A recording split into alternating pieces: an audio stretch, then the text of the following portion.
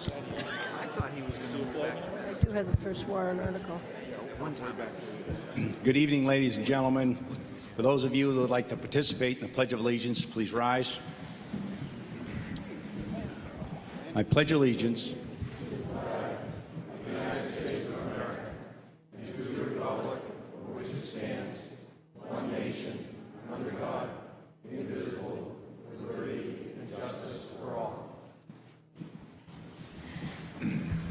I'd like to welcome you all to the 2019 deliberative session for the town of Wolfeboro. My name's Randy Walker, and I have the pleasure of serving as your moderator this evening.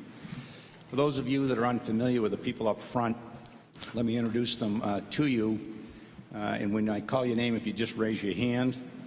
We have from the Budget Committee, Robert O'Brien, Robert Laughlin, Robert Mulholland, Vice Chair Robert Tuffer, Chair John McDonald, John Burt, Brian Black, Steve Johnson, and Tom Bell. And then selectmen, we have Brad Harriman, Dave Bowers, Chair Linda Murray, Paul O'Brien, and Vice Chair Dave Senecal. We also have our interim town manager and fire chief, Jim Pinio, our perennial town clerk at the end here, Pat Waterman.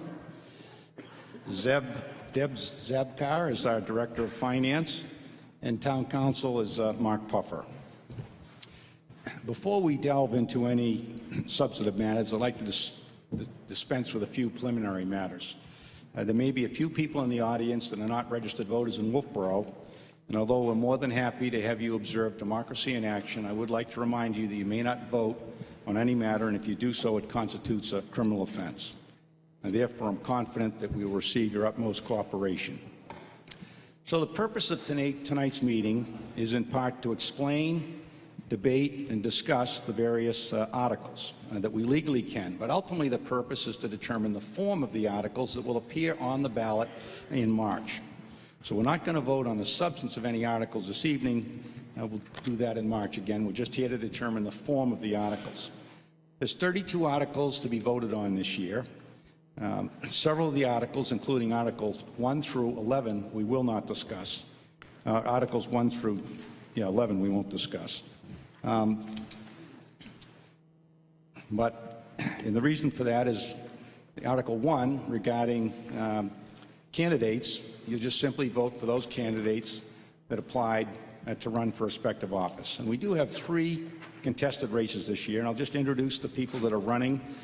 For the Police Commission, we have 3 people running for one position. Sean Coop, Robert O'Brien, and Leonard Pinault are all running for Police Commission. For the Budget Committee, there's 2 people running for one position. Incumbent Tom Bell is running again, and he's being challenged by George Fall. And then for the Zoning Board of Adjustment, we have 3 people running for one spot. We have Jerome Holden and Suzanne Ryan running against Sarah Silk. She's the incumbent for the Zoning Board. We won't discuss that tonight. We also won't discuss Articles 2 through 10 that are regarding zoning and planning issues, because the Planning Board has already held the hearings regarding those articles. We will, however, discuss the remaining articles, which is 11 through 32. That's roughly 22 articles. We have a lot of ground to cover. Anybody that desires to amend a particular article, I would appreciate it if you'd reduce it to writing and give it to Pat or myself so we can make sure that we accurately present it to you, the voters, and that we have a record for our files.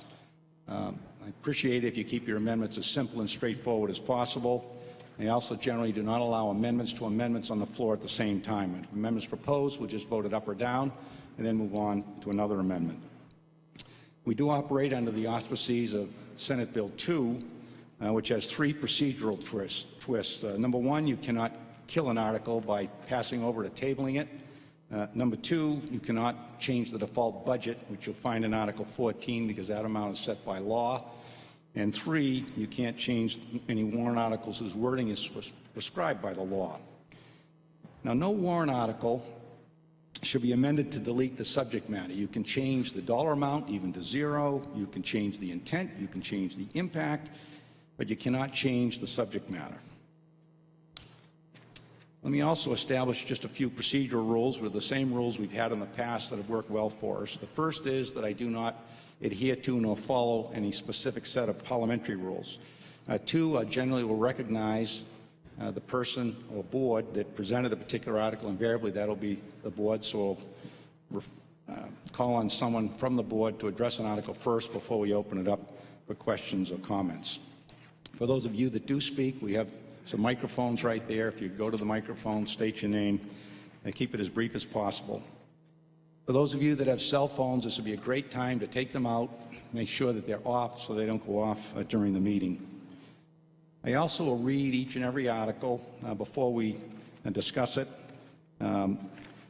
particularly so that those that are watching on TV or the radio can hear it. You should have some handouts that have all the articles in front of you. If you don't, there's some over here. After an article is read, it does not need to be moved or seconded. We'll just go right into discussion. And anything we vote on today requires just a simple majority to either pass or fail. There's no super majorities that are required.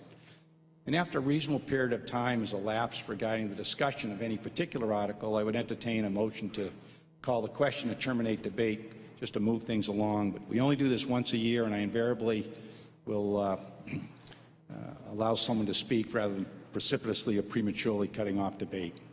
We're also all aware that motions can be made that might change an earlier article or motion before a motion to adjourn is made. And if you have to leave, you can always make a motion to restrict reconsideration of anything that's been discussed previously, and if that should pass, we will not revisit that article this evening. And then finally, we'll only discuss the subject matter of any issues that appeared in the warrant. It would be unfair and inappropriate to bring up new matters that were not noticed, because people might have come if they'd known that that issue was going to be brought up. So those are the same rules that we've had in the past, that we've used, and that we'll use again this evening. And then finally,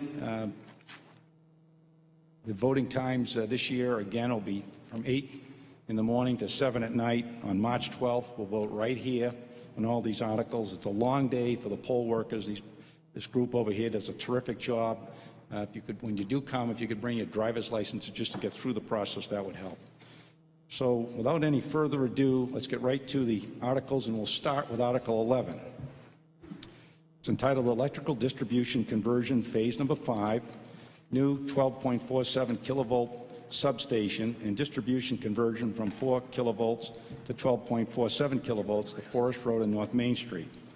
To see if the town will vote to raise and appropriate the sum of $3,675,000 from the Electric Enterprise Fund for the purpose of constructing a new 12.47 kilovolt substation at the former substation number 1 site and converting the distribution system voltage from 4 kilovolts to 12.47 kilovolts on Forest Road, North Main Street, and surrounding areas.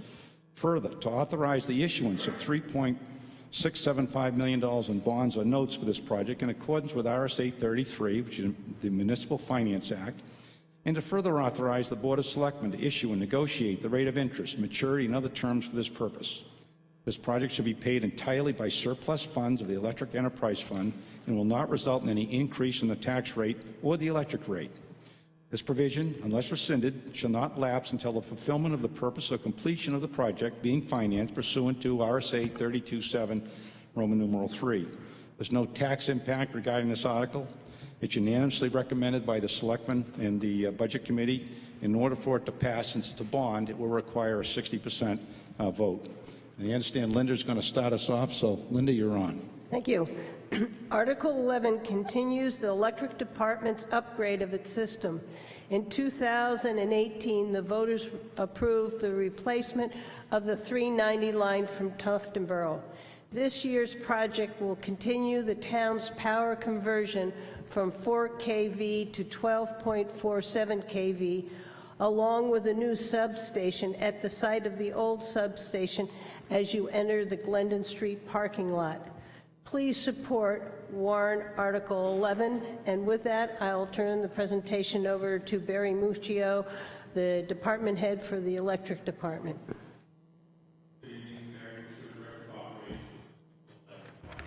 So for those of you who have been around a while, we've been at these conversion projects for approximately 15 years now. started in 2003, just trying to bring our whole system up to 12 kV standards. What you see here in the green represents the two areas, the two circuits that we would be converting.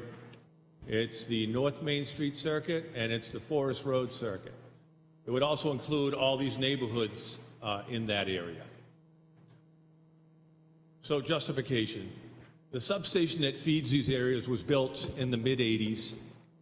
It is a 4 kV substation. It really is a voltage that's being phased out in New England. And the reason for that is there's very high loads associated with it. Everybody's going to 12 or 15 kV substations in order to reduce the loading by, in essence, 2/3 and carry more customers. This substation does feed approximately 1/3 of our customer base. Any failure or equipment failure at this location would cause a lengthy outage. What we found in the past, there really aren't portable substations out there in New England that we could bring in case of an emergency, which is much different than the 12 kV voltage. There's plenty of them around. Obviously, this substation at 4 kV is certainly a restricting factor in our future load growth in this area. Out on the pole side, out on the distribution side, many of the pole structures are over 50 years old, specifically up along North Main Street. And because of that, we do see not just the pole structures, but the conductors of the same age. We do see some voltage issues in the North Main Street area, specifically during the peak loads of the summer, as well as the winter. We've had to actually eliminate some fuses up there and put solid doors in just to carry that loads when it's extremely cold or extremely warm. Also, because of the limited capacity, we don't have the capability to tie circuits up there and to perform some switching in case we had accidents or whatnot, in order to create loop feeds, to avoid lengthy service outages. So the new substation source, what we're proposing, we had a substation down in back of the power plant, adjacent to the Glendon Street parking lot for years, since the early 60s, when we originally tied to the grid. This is that location. We did preserve that site with the fencing, acknowledging the fact that down the road, this would be a location, an ideal location for a future substation. And what it does is it gets us closer to our South Main Street load area, which is our heaviest loaded area. And so if we can get closer to that, we can certainly carry the voltage longer. So this is what we're proposing to alter that site to look like. You can see we've added some dark fencing. We've added a vegetative buffer around that substation site in order to sort of soften the aesthetic look in that area. And I think it actually improves from what you're seeing down there right now and what you have seen for the last 15 years. Out on the distribution end, we would be reconductoring, new poles, new conductor, new transformers. It would look very, very similar to what's there. This is the 15 kV construction methods. This is the old 5 kV. As far as just what it looks like, it looks very similar, but it would be certainly fully insulated for 15 kV construction. As Linda mentioned, the project funding will have no effect on the tax rate. It will be strictly funded by the electric rate. It will not require a rate increase because these conversion projects are already built into our rate. We have taken these into consideration for our 10-year CIP, and those are currently built into our rate structure. So I appreciate your support on this project. Thank you. Any comments, any questions regarding Article 11? Seeing none, we'll move on to Article 12. To see if the town will vote to raise and appropriate the sum of $1,240,000, of which 80%, $992,000, will be reimbursed by the New Hampshire Department of Transportation as a state aid bridge project for the purpose of engineering, permitting, and constructing the Pleasant Valley Road Bridge replacement project over Heath Brook. The amount to be raised by general taxation requested herein is $248,000. The total project cost for this project is $1,380,000. $140,000 has been expended from the 216 appropriations for preliminary design and engineering for the project. This appropriation shall not lapse until the fulfillment of the purpose of completion of the project or at the end of the 2022 fiscal year, whichever occurs first. The estimated tax rate impact for this is 12.5 cents per $1,000 of assessed valuation. It's unanimously recommended by the Selectmen and the Budget Committee. A majority vote will be needed for it to pass or fail in March. Is there any discussion regarding Article 12? And I understand, Brad, you're going to address this one. Thank you, Randy. The Pleasant Valley Road Bridge crosses the Heath Brook and is the only access to Camp Bernadette, multiple housing developments and homes in the area. The bridge is currently on the state's red list for structural deficiencies. The town was very fortunate that the engineering and permitting have already been completed. This allowed us to move up from 2024 to 2019 in the state aid bridge program, which will fund 80% of the cost. I'd like to ask the voters to support this article, and I'll now turn over to Dave Ford, our Public Works Director. Thank you, Brad. Dave Ford, Director of Public Works. Yeah, this is a project that was started a few years ago. The problem is, again, it's a bridge. It's actually two concrete metal culverts, but it qualifies as a bridge, and it has structural deficiencies. It's been on the DOT's red bridge list, and we have been working on mitigating those damages. We've done some temporary repairs, but the bridge does need to be replaced. It's in dire need of being replaced, and like Brad said, we worked hard. We selected a consultant, Quantum Consultants, per DOT regulations. Engineering study was done back in 2016, and the design was done in 17 and 18, and right now the plans and specs are ready to go. This is our Pleasant Valley Road, so coming from the camp school here, and this is going out towards the end. The Heath Brook is right through here, and what we're proposing to do is to build a temporary one-lane road through the wetlands. There'll be culverts here and here, and then that will allow us to do a permanent bridge replacement right in place. That's important because that'll mitigate the long-term wetland impacts. So while this is going to be temporary wetland impacts, these will all be restored, and our wetland impacts will be very small. The plans have been permitted already, and through Army Corps, so we're all set. And right now, we're just finishing up easements with the different parties here, and I've had the preliminary talks, so everything's looking good there. The overall budget is, again, the construction cost is only $867,000. However, we've done the preliminary engineering, $136,000. We had some additional money for wetland permitting. Right now, we're going out for bidding and administration. We have some administration fees and right-of-way and legal expenses.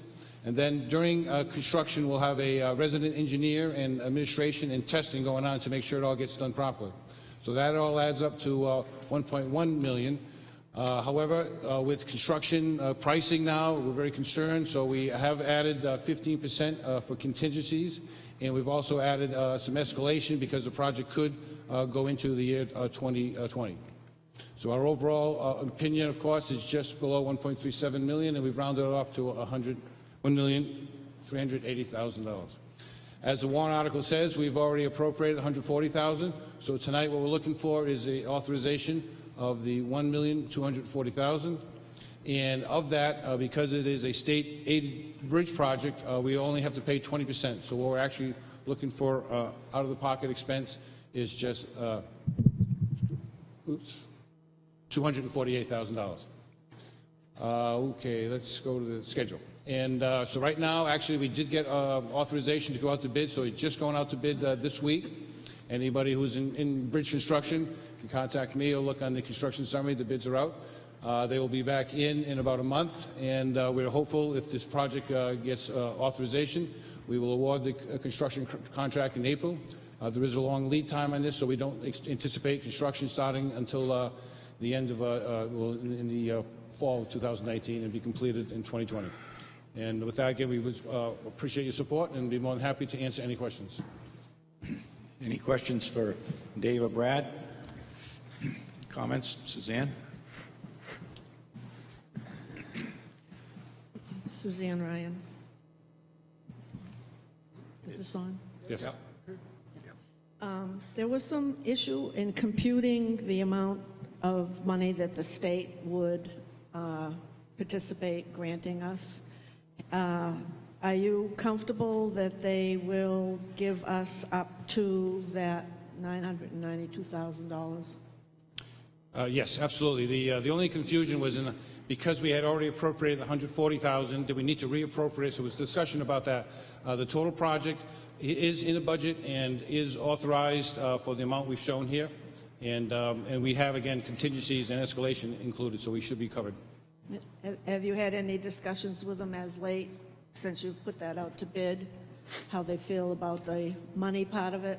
The discussion was we're good to go, and the money is okay, and we're ready. Yep, in fact, they encourage us to get going sooner than later. Okay, good. Any further comments or questions? Seeing none, we'll move on to Article 13, Town Road Upgrades. To see whether the town will vote to raise and appropriate the sum of $800,000 for the purpose of upgrading town roads and drainage systems. It is intended as a 2-year appropriation which will lapse on December 31, 2020, or when the project is complete, whichever occurs first. The estimated tax rate impact is 40.5 cents per $1,000 assessed valuation, unanimously recommended by the Selectmen, recommended by the Budget Committee on a vote of 6-1, and a majority vote will be needed for it to either pass or fail in March. And Brad, I understand you're going to address this? Yes, thank you again, Randy. This is the annual warrant article to fund the upgrades of our road system. The Public Works Department has developed a long-term plan identifying the type of repair each road needs, whether it's a shipment overlay, pavement reclamation, or a complete box-out reconstruction.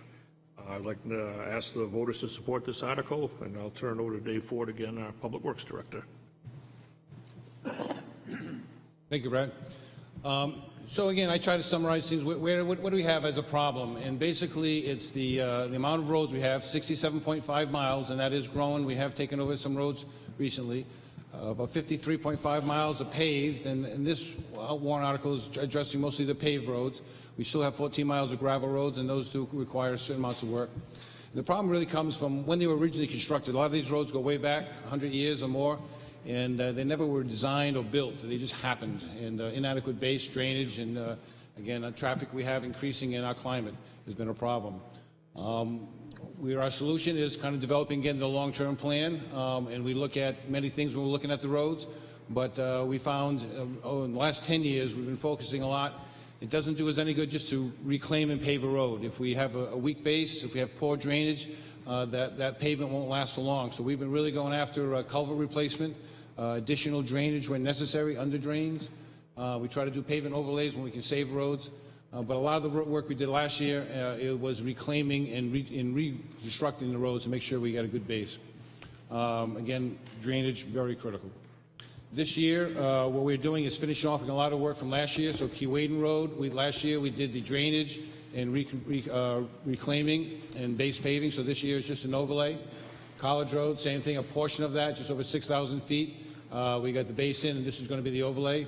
Trotting track, similarly, all the trotting track was done last year with regards to the base and drainage. So all we have to do now is the overlay and some shoulder gravel. North Wolfeboro Road is the one we didn't get done last year. Mother Nature came in on us a little quick, and we had a rough time there. That needed a lot of work, and we got about half of the drainage work done. And when we were trying to get the base pavement done, the weather came in, froze on us. So we have quite a bit of work left on that. In addition to that, we are going to bring it up to Diamond Corner and then get the whole road paved this year. The new road this year is Allen Road. It's just over 1,500 linear feet. We plan to rebuild and also do some additional drainage on that one. Pine Street and Lane Street, those are leftover. Last year we did the water line work on those, so a portion of Lane Street about 350 feet, 400 feet, and on Pine Street all the way to Crescent Lake Ave. So those are the two roads that we're going to finish this year by digging out the broken up pavement, putting some gravel down, 4 inches of pavement, and then we are going to replace the sidewalk and curb in kind. Now, going forward, we're looking at doing things more outside, and we need to get engineering done ahead of time. So Bryant Road, which is over a mile, It's in very difficult shape. We need some serious drainage work there, and we're going to be in some jurisdictional areas, so we're going to have to get some wetland permitting. So this year we budgeted money to do the engineering and to get that in a set of plans that we can bid out for next year. Also, High Street and Park Ave, those are both short roads off by near Mass Landing off Center Street, and they're in very difficult shape in terms of the pavement condition and drainage, but they also have problems with the water line and sewer. In fact, today I was out on High Street. We had a sewer frozen because it's so shallow and there's ledge up there. So we are doing a combination. We're taking money out of this budget, and we will be taking money out of the water budget, combining the two to do a good plan, a set of plans that we can bid out, and we're looking at construction in 2020 for those two projects. Partridge Drive, now that is strictly a $50,000 is going towards what we call BMPs, and these are best management practices. Up on Partridge Drive, in that subdivision above, which is off Forest Road, there's a lot of drainage that has occurred as the subdivision has filled in. And that water goes off of Partridge Drive down across open land and then has created a gully and a ditch that's creating significant erosion. That erosion is finding its way through wetlands and into Winter Harbor. This past fall, we had a serious problem. We're going to talk about that more specifically in two other warrant articles, but I just briefly mentioned it here, that we actually had a cyanobacteria outbreak, and it can be directly related to stormwater that's carrying sediment, which has phosphorus in it, which is a nutrient the bacteria need to grow. This is a project that we tried to get a grant for last year. We did not qualify for the grant, but we have the engineering done, so we're committed to doing that work with here, and basically it's going to be trying to getting that runoff and getting it back into the ground with infiltration trenches, that type of BMPs. We also are carrying a little bit of a contingency because all these jobs could go one way or another, and we're asking for $800,000. So with that, I'll answer any questions if anyone has any questions about the roads. Any questions or comments? Claude. Claude Rossiger. I assume that it's simply an error on North Wolfeboro Road. It shows a width of 22 feet, but I'm quite sure that we agreed on 19. It should be corrected. Thank you. Any other questions or comments? Suzanne?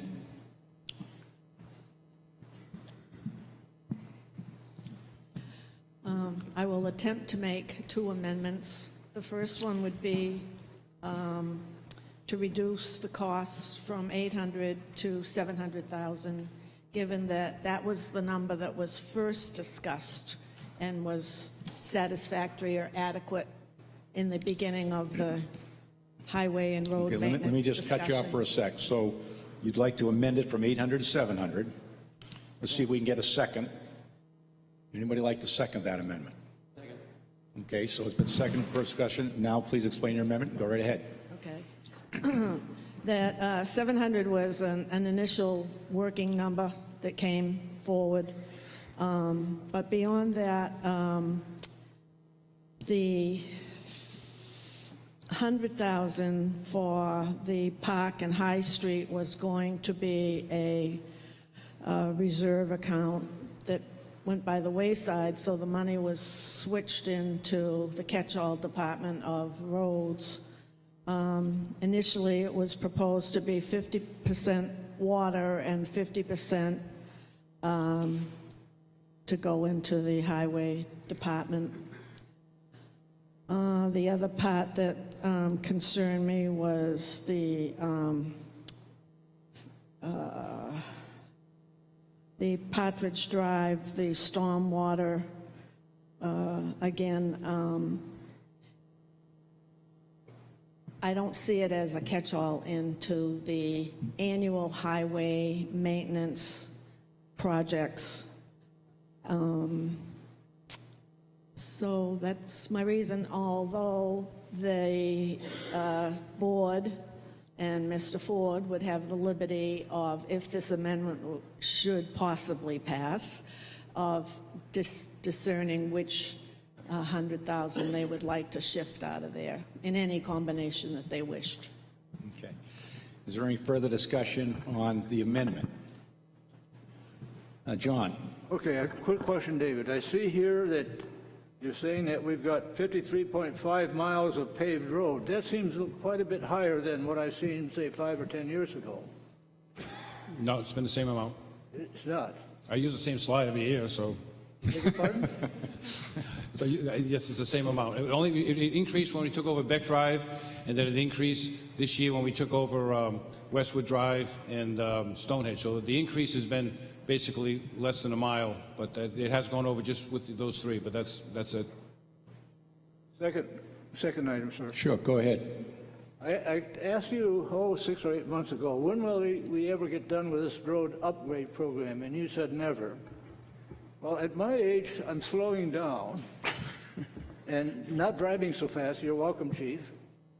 And I just assume never get there, a little slower. And so I support this amendment. Thank you. You're welcome. Any other comments on the amendment?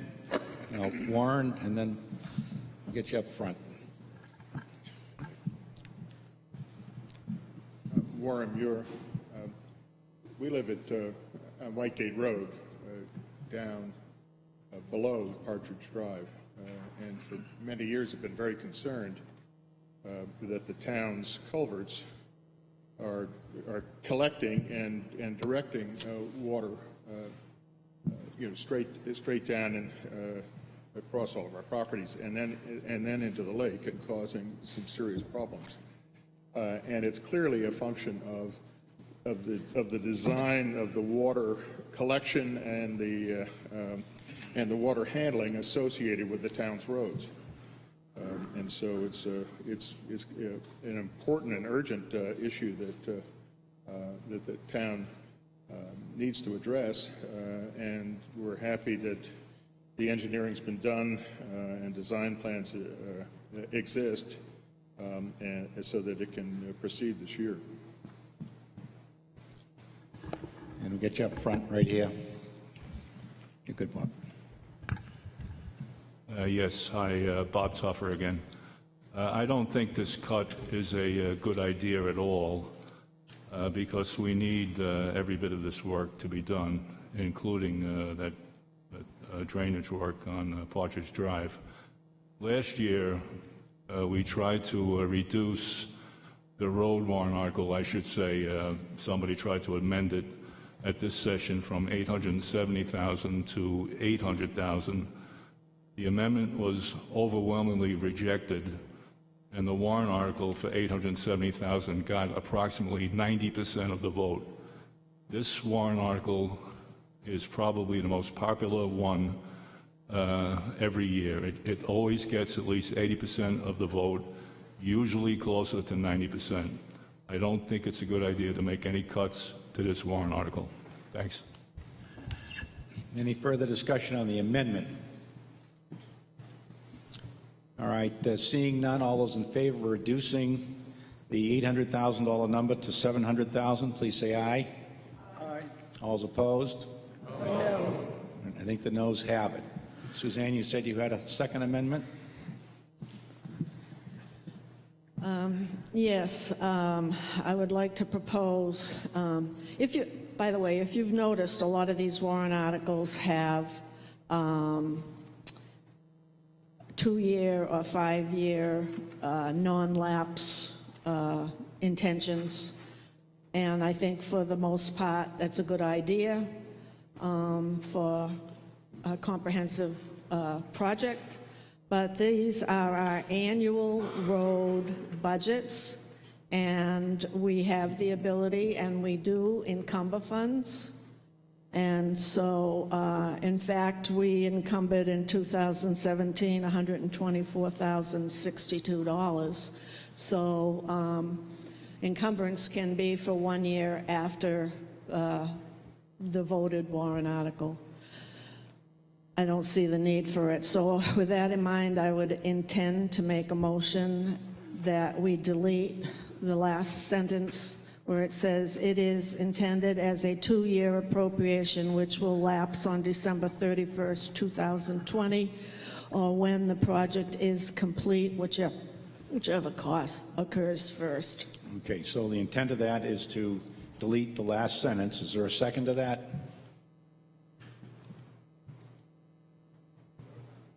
Well, we have a second, so you want to discuss it any further? Yes. This doesn't serve any purpose because statutorily you can, if you have a legal document or a purchase order or something such as that, to continue on your project for the following year. We can. So anything started in 2019 now, if it isn't able to be completed in 2019 and there is some sort of binding written document that says they're going to complete it within a year, they're allowed to encumber that fund. So it just doesn't achieve any further goal other than, well, it doesn't. It just doesn't achieve anything. For the other warrant articles that have, 2004, whatever, 4 years or 5 years, because they can do it up to 5 years, it serves a purpose. But for 1 year, it doesn't.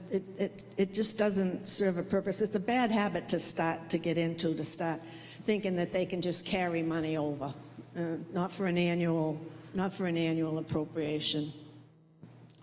Is there any further discussion on the amendment? All right, seeing none, all those in favor of deleting the last sentence of Article 13, please say aye. Aye. All those opposed? No. All right, the noes have it. Is there any further discussion regarding Article 13? Seeing none, we'll move on to Article 14, which is the operating budget. Shall the town raise and appropriate as an operating budget, not including appropriations by special warrant articles and other appropriations voted separately, the amount set forth on the budget posted with the warrant or as amended by the vote of the first session for the purposes set forth therein, totaling $27,893,891. Should this article be defeated, the operating budget shall be $26,856,570, which is the same as last year's operating budget, with certain adjustments required by the previous action of the town or by law, or the governing body may hold one special meeting in accordance with RSA 4013, 10, and 16 to take up the issue of a revised operating budget only. The estimated tax rate impact for 2019 is $5.88 per $1,000 of valuation. It's unanimously recommended by the selectmen. It's recommended by the budget committee on a vote of 6-1. So who's going to address the budget? Mr. McDonald. Thank you, Mr. Moderator, and thank you, voters of Wolfeboro, for the opportunity to review the 2019 town operating budget. Prior to the Budget Committee getting the budget, the 2019 budget, the selectmen and the town manager set some guidelines for 2019 to the department heads. Discretionary budget totals limited to a targeted 0% increase over the approved 2018 operating budget.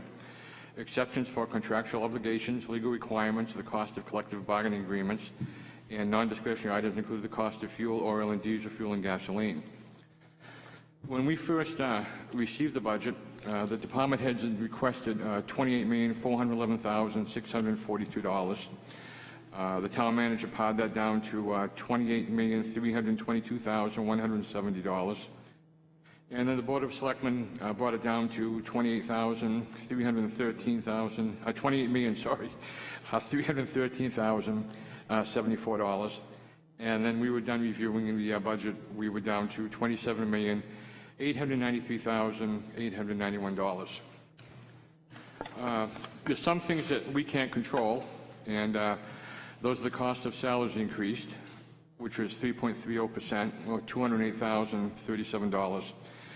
Benefits to whole increased by 4.68%, or $165,347.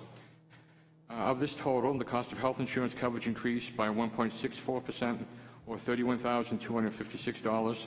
The cost of dental insurance coverage decreased by 0.77%, or $662. The cost of the New Hampshire State retirement increased by 6.34%, or $58,167. The cost of workmen's compensation decreased 13%, or $17,756. Now we'll go through the different slides on the budget itself. General government, we had an increase of $1,941. That's reflected by the salaries, the cable channel, insurance, and then we had a decrease in the milfoil treatment of $5,500. Town manager's position, we had a decrease of $49,453. That was due to a $42,581 decrease in payroll and a $7,138 decrease in benefits. The zoning board, we had an increase of $2,048. Legal was up $1,000. Advertising was up $800. Planning board, we had an increase of $337. Payroll was up $271, and benefits are up $21. Now we'll go to the town clerk. We have a decrease in town clerk's salary of $24,876. A decrease in salaries of $1,554. Benefit decrease $2,386. Election decrease of $4,800. Outside service decrease of $2,500. The finance office, we had an increase of $39,640. Salary increase of $12,540. Benefit increase of $4,162. 82, sorry. Audit services $6,400. Consultants $5,000, and outside services $21,979. Now we'll move into assessing. We've got an increase of $1,515. Payroll $301, benefits $351. The abatement processing had a decrease of $5,888. Assessing pickups $1,000. Clinical data collection $1,323, and other purchase services $3,000. Okay, let's go to the tax collector. We've got an increase of $8,396. Payroll $3,294. Benefits $1,808. Office equipment maintenance was a decrease of $2,334. Printing was up $3,690. Postage was up $1,978, and we had a decrease of $720 on machinery and equipment. Okay, planning department. The department had an increase of $14,110, $1,593 for salaries. Benefits $11,880. Heritage Commission $500. Brewster Building, we had a decrease of $2,146. Salary decrease of $4,995. Benefit decrease of $415. Electricity increase of $4,533. Heat and oil increase of $3,925. Building maintenance decrease of $1,582. And machinery and equipment a decrease of $3,650. Now we're going to cemeteries. Well, we've got an increase of $25,982. Part-time wages $21,744. Benefits $2,238, and groundkeeping supplies $2,000. Technology increase of $31,802. Computer maintenance $27,640. Computer hardware $4,220.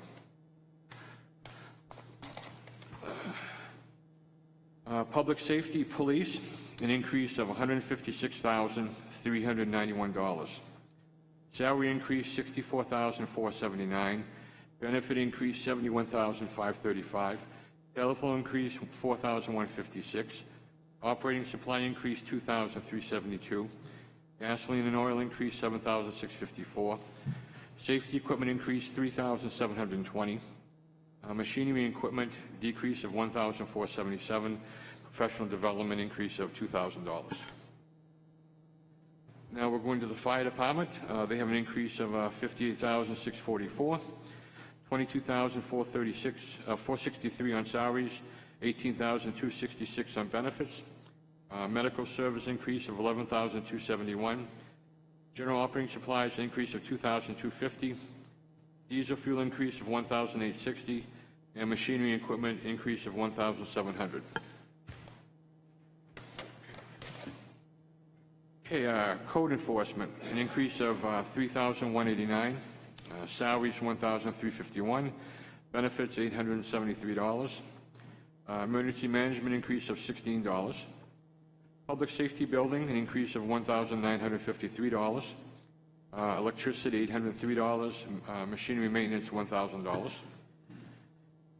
Now into communications, an increase of $24,839.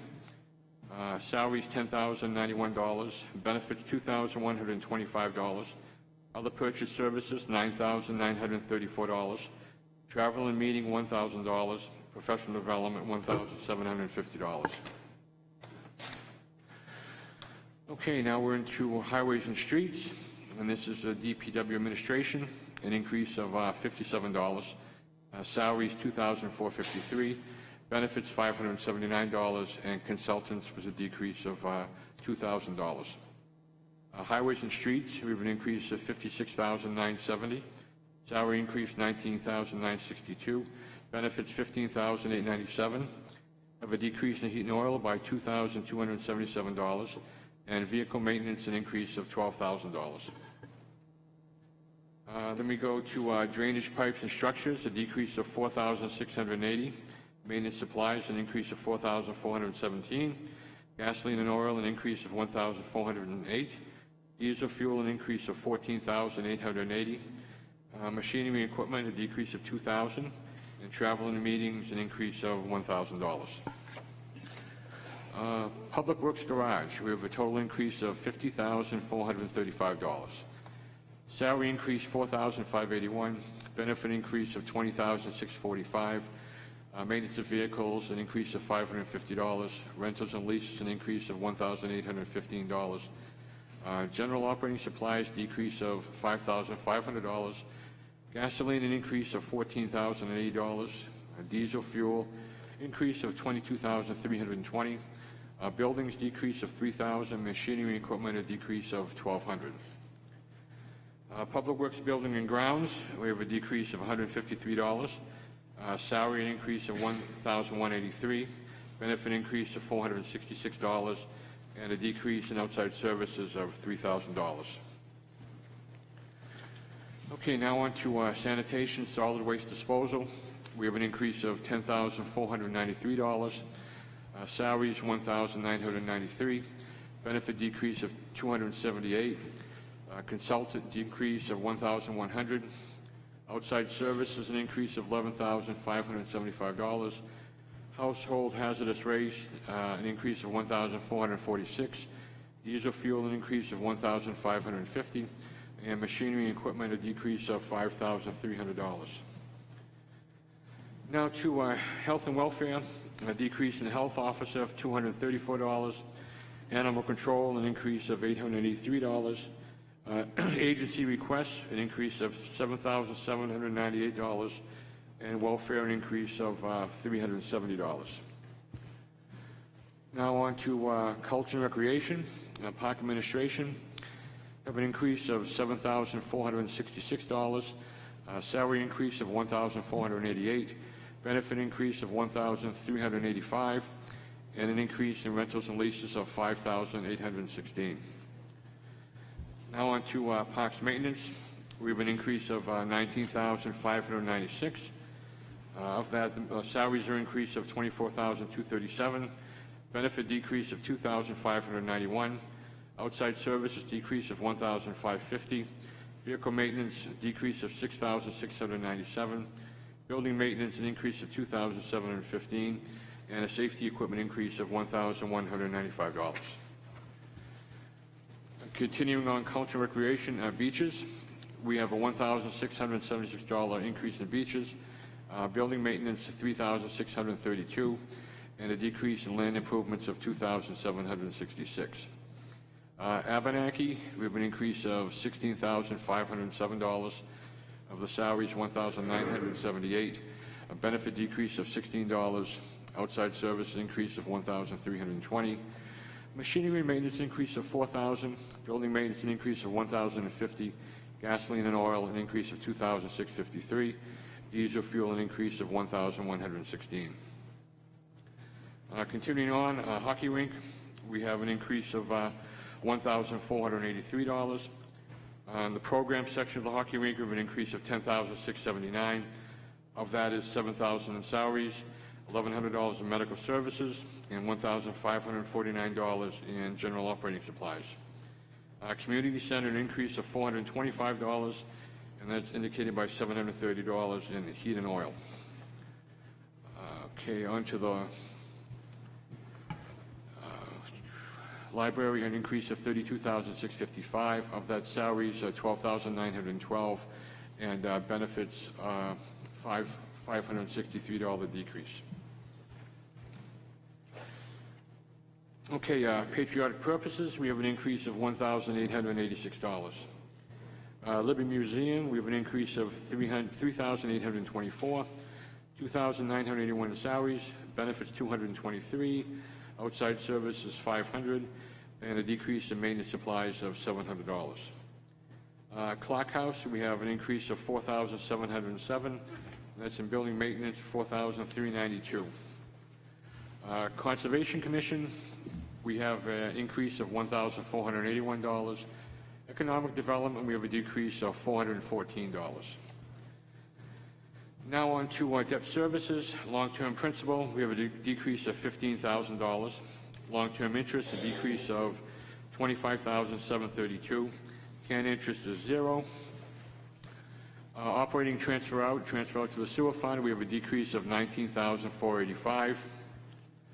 On the capital outlays, we have a decrease of $1,269. And here's just a summary of the general fund increases. Overall increase in the general fund operating budget is $461,432, or 3.42%. And then we get into some of the cost factors. Salaries and wages, $184,027, which is 3.69%. Health insurance, $47,281, 3%. Other benefits, $51,560, 4%.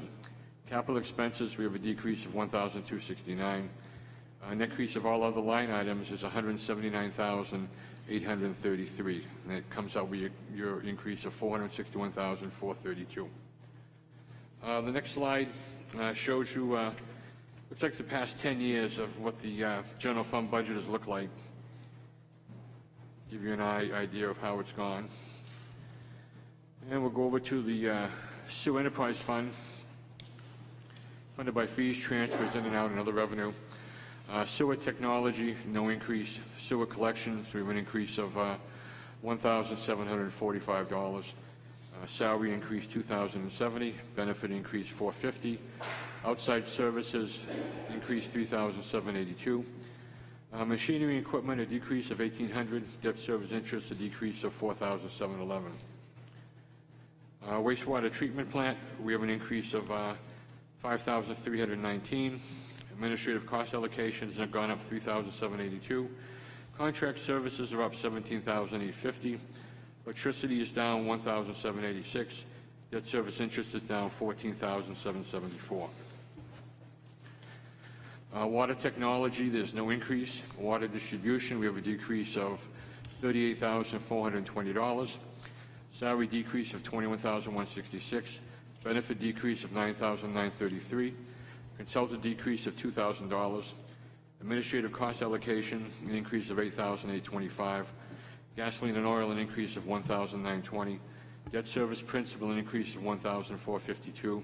Debt service interest, a decrease of $19,972.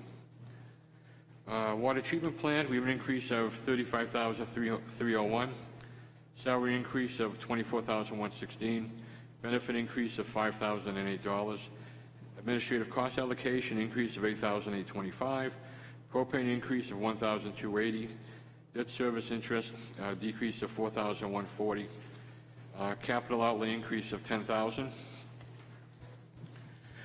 Electric administration, we have an increase of $43,780. That's due to an increase of salaries of $5,503. Benefit increase of $1,694. Administrative allocation of $33,836, and program increase of $1,443. Electric Enterprise Fund, funded by fees and other revenue. Purchase costs, an increase of $51,985. We have a decrease in salaries of $18,954. Benefit decrease of $2,726. Outside service increase of $35,000. Vehicle maintenance increase of $2,000. Gasoline and oil increase of $1,609. Diesel fuel increase of $3,088. Safety equipment increase of $2,750. Machinery and equipment a decrease of $3,000. Travel and meetings an increase of $3,200. Professional development, an increase of $3,200. Debt service interest, a decrease of $13,035. Electric generation, we have a decrease of $97,287. Part-time wages, a decrease of $8,025. Outside services, an increase of $3,000. Electricity generation, a decrease of $92,894. Capital outlay is an increase of $77,500. Electric technology is zero. Now we'll go back into the enterprise fund for Pop Whalen. In that fund, it's an increase of $14,787. Salaries increase $1,993. Benefit decrease of $5,700. Administrative allocation increase of $8,572. Heat and oil increase of $3,525. Rentals and leases, an increase of $1,200. Debt service interest, a decrease of $1,342. Capital outlay decrease of $12,500.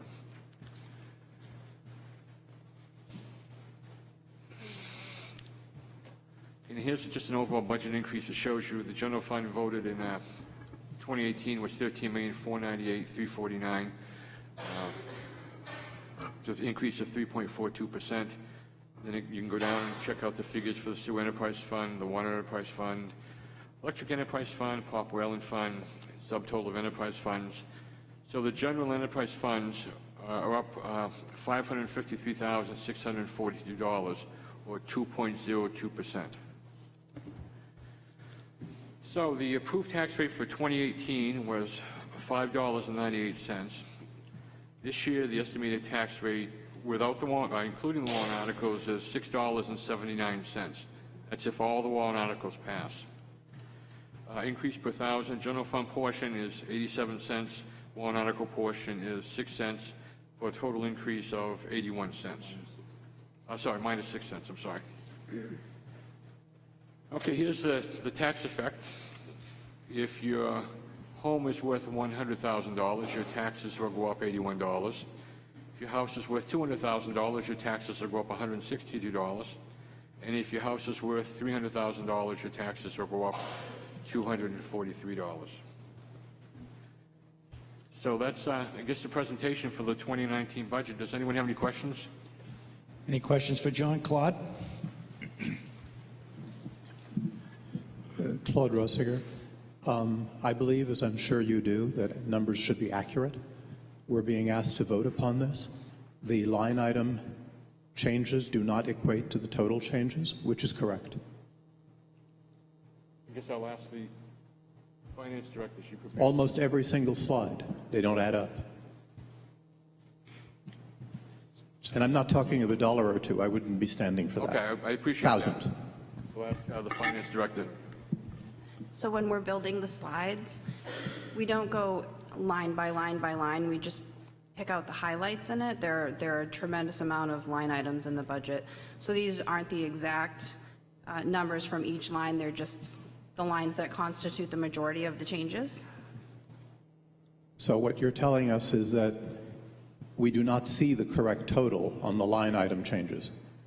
Well, you see the overall correct increase, and what constitutes that is what we're pulling is the highlights out of each one of those budgets. Those budgets could be 25 or 30 lines. So we tend to... I'll make you a suggestion which would be used in business, because it would be unacceptable to have the numbers not match. Okay. And that's you create a miscellaneous category so that they do match. That's a little bit of a fudge. Most people can understand it. But if you don't do it, your columns don't add. Thank you for your input. I appreciate that. You all set? I have a second question, if I could just ask you if it's easy to do, if you can go back to the slide of the annual increases from 2009. We flipped through that very quickly, and 26, 29, 33. I make that to be about 36% raw, compounded. It's over 40%. Is that correct? I can't see the slide. I don't know which one you're looking at. Which one are you, which year? The whole thing. I'm looking at 2009 to 2019, what the increase has been compounded. Does anybody know? I can add them up if you just give me a minute, sir. Thank you. Well, I think you'll see it add to about 36, and if you compound, you're over 40. In my head, I was doing 35, if that helps. All right. Well, fair enough. We won't quibble, and I won't take the time. Yeah, thank you. And the question that I think faces the voters, how many people here have in 10 years had an increase in income or revenue of 40%? I guess the more important question to ask is each one of those budgets has been approved by the voters each year. I understand.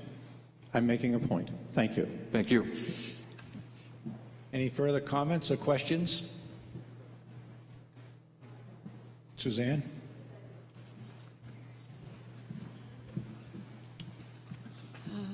In the enterprise funds, I ask this question every couple of years. It always escapes me. Taxpayers subsidize water and sewer. It's not all taken care of through fees or the consumer's monthly, annual payment. Do we have any financial numbers as to annually what the taxpayers subsidize by contributing to water and sewer?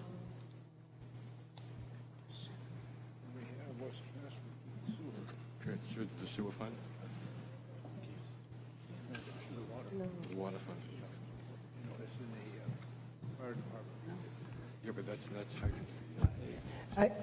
I can give you one answer, and I think you know it. In the water budget, they get the hydrant fee. That's the only amount that comes on over from the tax rate. That is because that's what it costs. We have to have bigger pipes in order to provide fire protection. And it is, I think this year, I think it's 17.5% of the revenue that comes into the water fund. And in terms of the sewer fund, the operation and maintenance is to be done by the rates, and capital projects are done by the taxpayers, and that's something we've done for quite a long time, but I don't have figures of that. Any further comments or questions, discussion? Peter?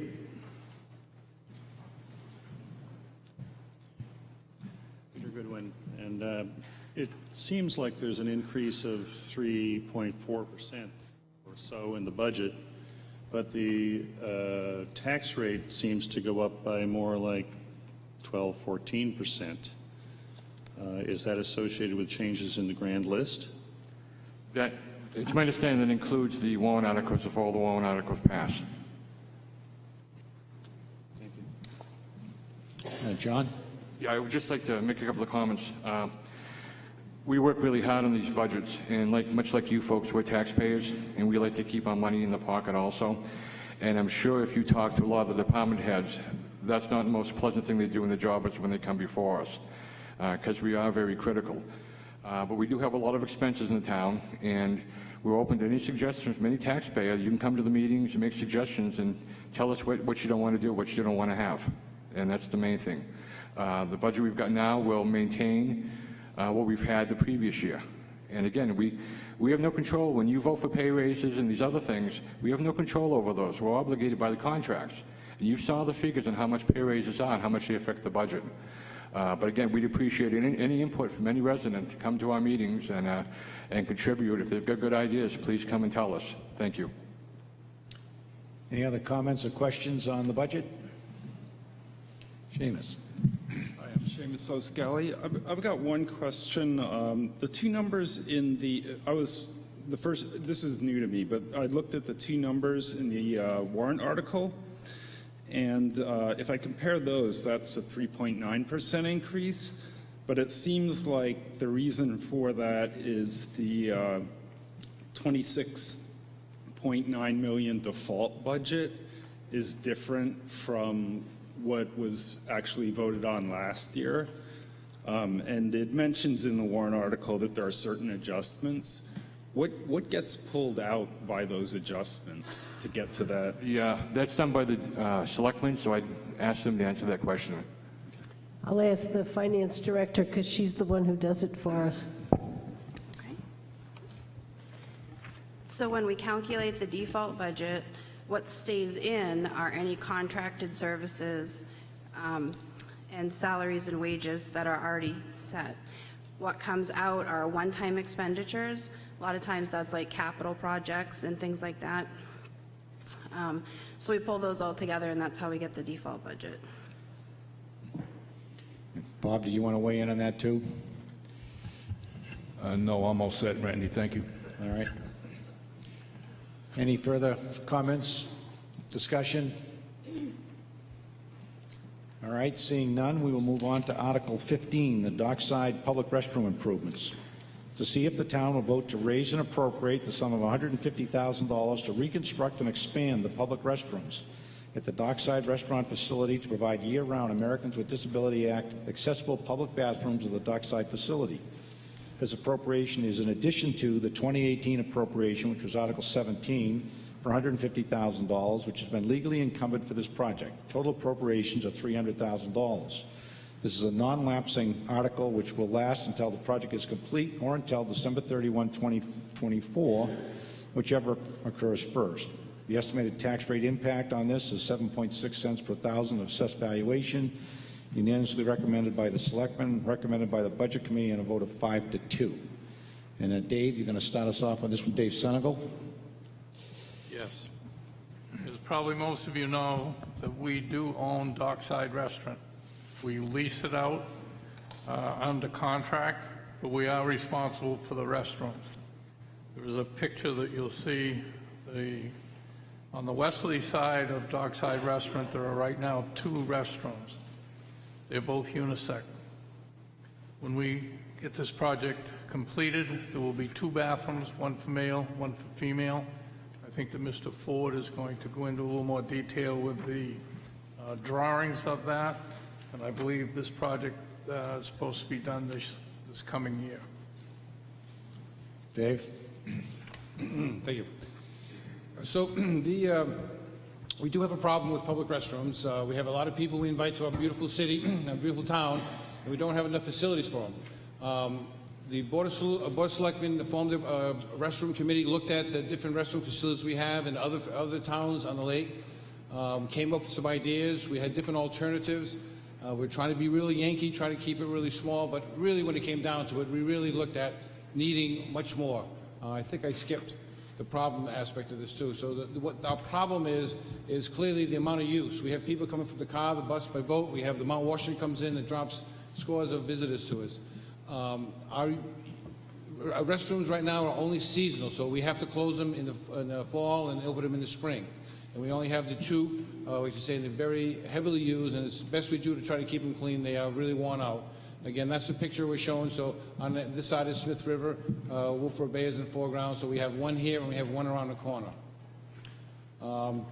Again, so our solution, again, was talking about taking any input from the community. And the idea is to have a women's room with 3 water closets, a sink, hand dryer, and baby changing station, and a men's with 2 water closets, and urinal, and again, a hand dryer, and a baby changing station.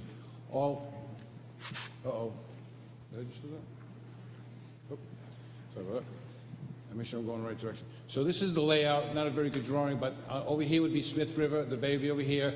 So what we're going to do is take some of the space now that we have some propane gas tanks, and we come in with a little foyer here, men's room this side, ADA accessible, regular stall, urinal, and sink with a baby changing station over there. On the women's side, we come in and we have the 2 women's closets, and then a handicap accessible one right here, and a sink and a changing station. We try to keep the architecture looking the same right now. This is looking from the west, from the east, different views. Oops, I'm not hitting this button very good.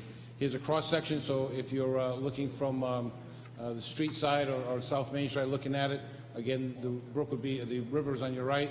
We'd have our railing here. We still have accessible aisle here. One of the things we have to look at is the construction and the foundation. We've done some special design here.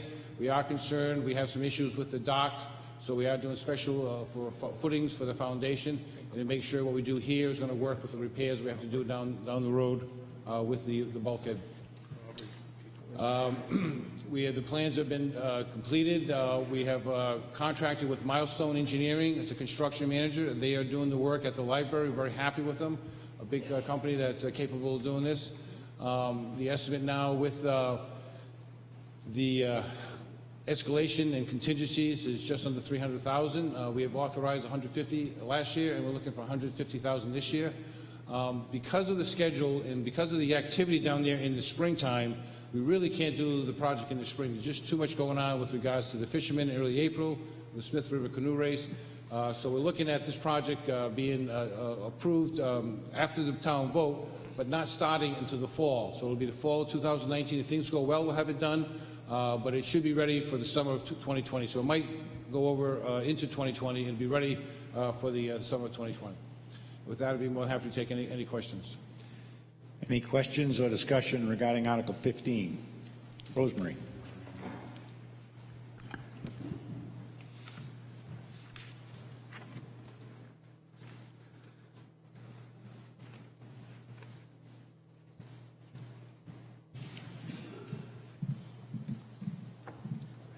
Rosemary Lounsbury, just very curious if there was ever any discussion, as a woman who has waited in the women's line when the women's line is very, very long and watched men go in and out of that men's line, why do we just don't have them all be unisex? I'm just curious because of having been a user of said facility on many, many occasions. Excellent question. Again, we did look at that. In fact, when we did the force field building, we did make 3 unisex ones because it laid out here. In this case, in this location, we have a very limited footprint, and to maximize the amount of spaces and to provide, you got to have a sink for hand washing, and they have to be all ADA accessible. So to make them all individual unisex, we would not get as many seats. So we're trying to maximize our seats, and we do have both. So I think this is going to be much better because we're going to go from basically 2 to 6 in this area. I think it's going to work out, and again, so the answer is basically the square footage, we maximized what we could, and that is an excellent idea. We have done that at the force field, but it wasn't applicable here. Thank you.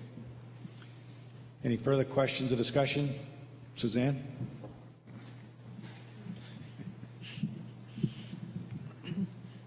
Typically in special warrant articles that have long-term, they break it down into what annual costs will be.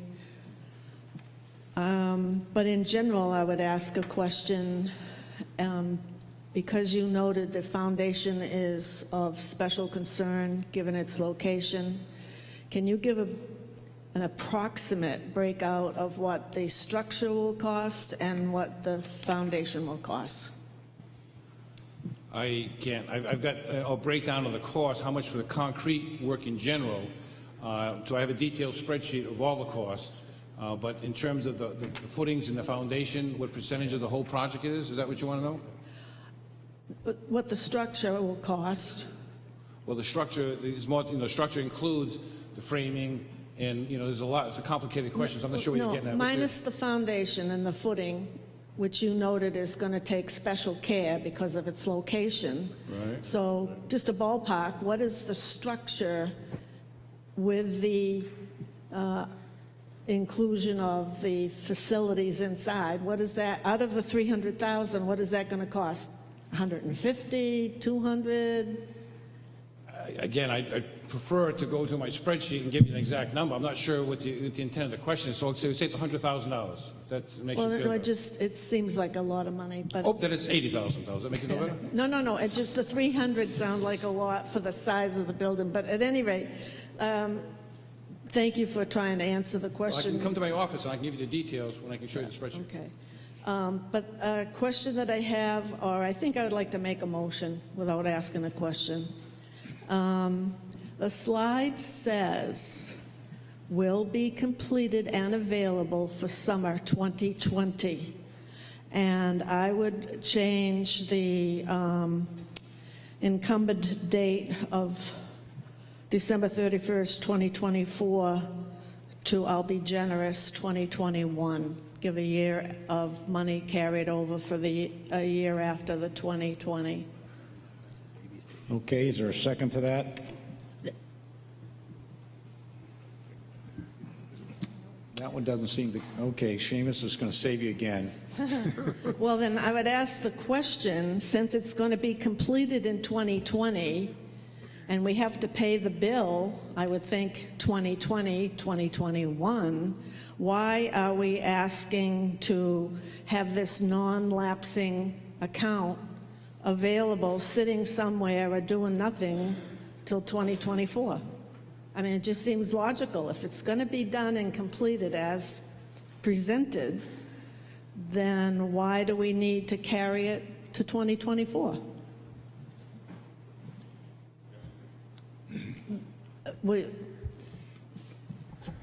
Don't need to be, but it's not something I put in there. That's a question up for the here. selectman or the town manager. We did it as a non-elapsing. This project did not go through last year because there wasn't enough funds and time to do it. Well, we did it non-lapsing. A non-lapsing warrant article is 5 years.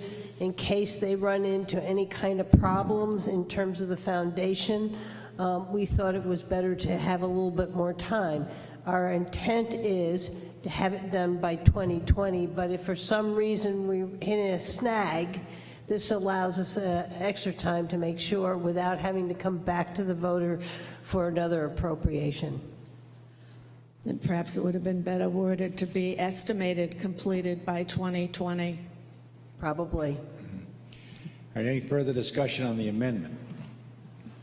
All right, seeing none, all those in favor of changing the 2024 date to 2021, please say aye. Aye. All's opposed? No. And I believe the noes have it. Is there any further discussion on Article 15? Claude. Claude Rosiger, I hadn't intended to say anything, but Mr. Ford said something or was unable to answer a question which really begs the question. Unless this is the most expensive foundation ever made in the state of New Hampshire, it's very hard to explain a $300,000 project cost. You can build a decent house for $300,000.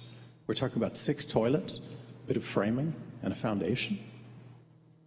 2 members of the Budget Committee seem to have dissented. It would be interesting to know why. And if we don't have answers to these questions, should we in fact amend the amount that we're allocating? I would like to do that, but first I'd like to have answers. Does anybody have an answer to the question? Well, my understanding, we put this project out to bid, am I correct, Dave? We have a bid price on this? Yeah, we have a construction manager milestone. We have a detailed cost estimate, which includes not only all the hard costs, but the soft costs that go along with managing the project. So, and it's available. I don't have that detail. Normally, we don't go into that detail in that type of project, but I definitely would be more than happy to give it to anyone who wants to see where the numbers are. And I think you'd be surprised in this type of construction that the square foot cost is extremely high. We're seeing $300 a square foot is not unusual for a big project, but when you have a very small project, the square foot cost goes up quite a bit. At the same time, we have difficult construction techniques we have to use here because we've got to try to save the roof. We're in a difficult area in terms of public being there, even though we're going to do it off-season. So there's a lot of issues that go along with it, and we are carrying a large contingency in case we do hit unknowns. We are expecting the worst, but we are also carrying contingency. So again, I think we have a good cost estimate. It's on the conservative side, and I'll be more than happy to share with anyone. And I think the other issue was that for a while we have used our public works crews to do these kinds of constructions. There was concern that because we were using our crews so much to do some construction, we weren't getting around to do some of the general maintenance. So this is a totally bid out project opposed to our staff working on it. John? I have a couple things here. I was one of the dissenters here. Number one, it's a heck of a cost. Secondly, there is no reason to extend this appropriation to 2014 or 2024. it'll just be play money. This project should be done not later than the summer of 2021. Why do you have this money sitting out there? Oh, we think of this, or we thought of this. I don't know. I don't like it. Hey, Bob? Yes, thank you. We had a similar issue with our Foss Field building a couple of years ago. For a number of years on the CIP committee, we had an estimate that the Foss Field Pavilion was going to cost approximately $300,000. And when we got to the point where we were ready to go out to bid, Parks and Recreation did go out to bid and came up with a bid of somewhere in the vicinity of $406,000. Now, if you look at that Foss Field Pavilion with 3 restrooms and office space, it just boggled my mind when I saw an estimate of $406,000 for such a small building. Construction estimates have gone up considerably over the past few years, and I think that notion can be related to this project. Thank you. Sure. I don't think we get anywhere tonight on this. I think it bears further discussion. I built a 1,700 square foot modern, fully compliant building last summer for about $320,000. What strikes me is that the costs that we get on bids for public construction are orders of magnitude higher than the private sector gets. But the private sector has to meet all the same legal requirements. How do we explain this? Really? You asked, how can we save money? By not putting in $60,000 per toilet installations. That's how we can save money. Any further comments or discussion on Article 15? Yes, ma'am.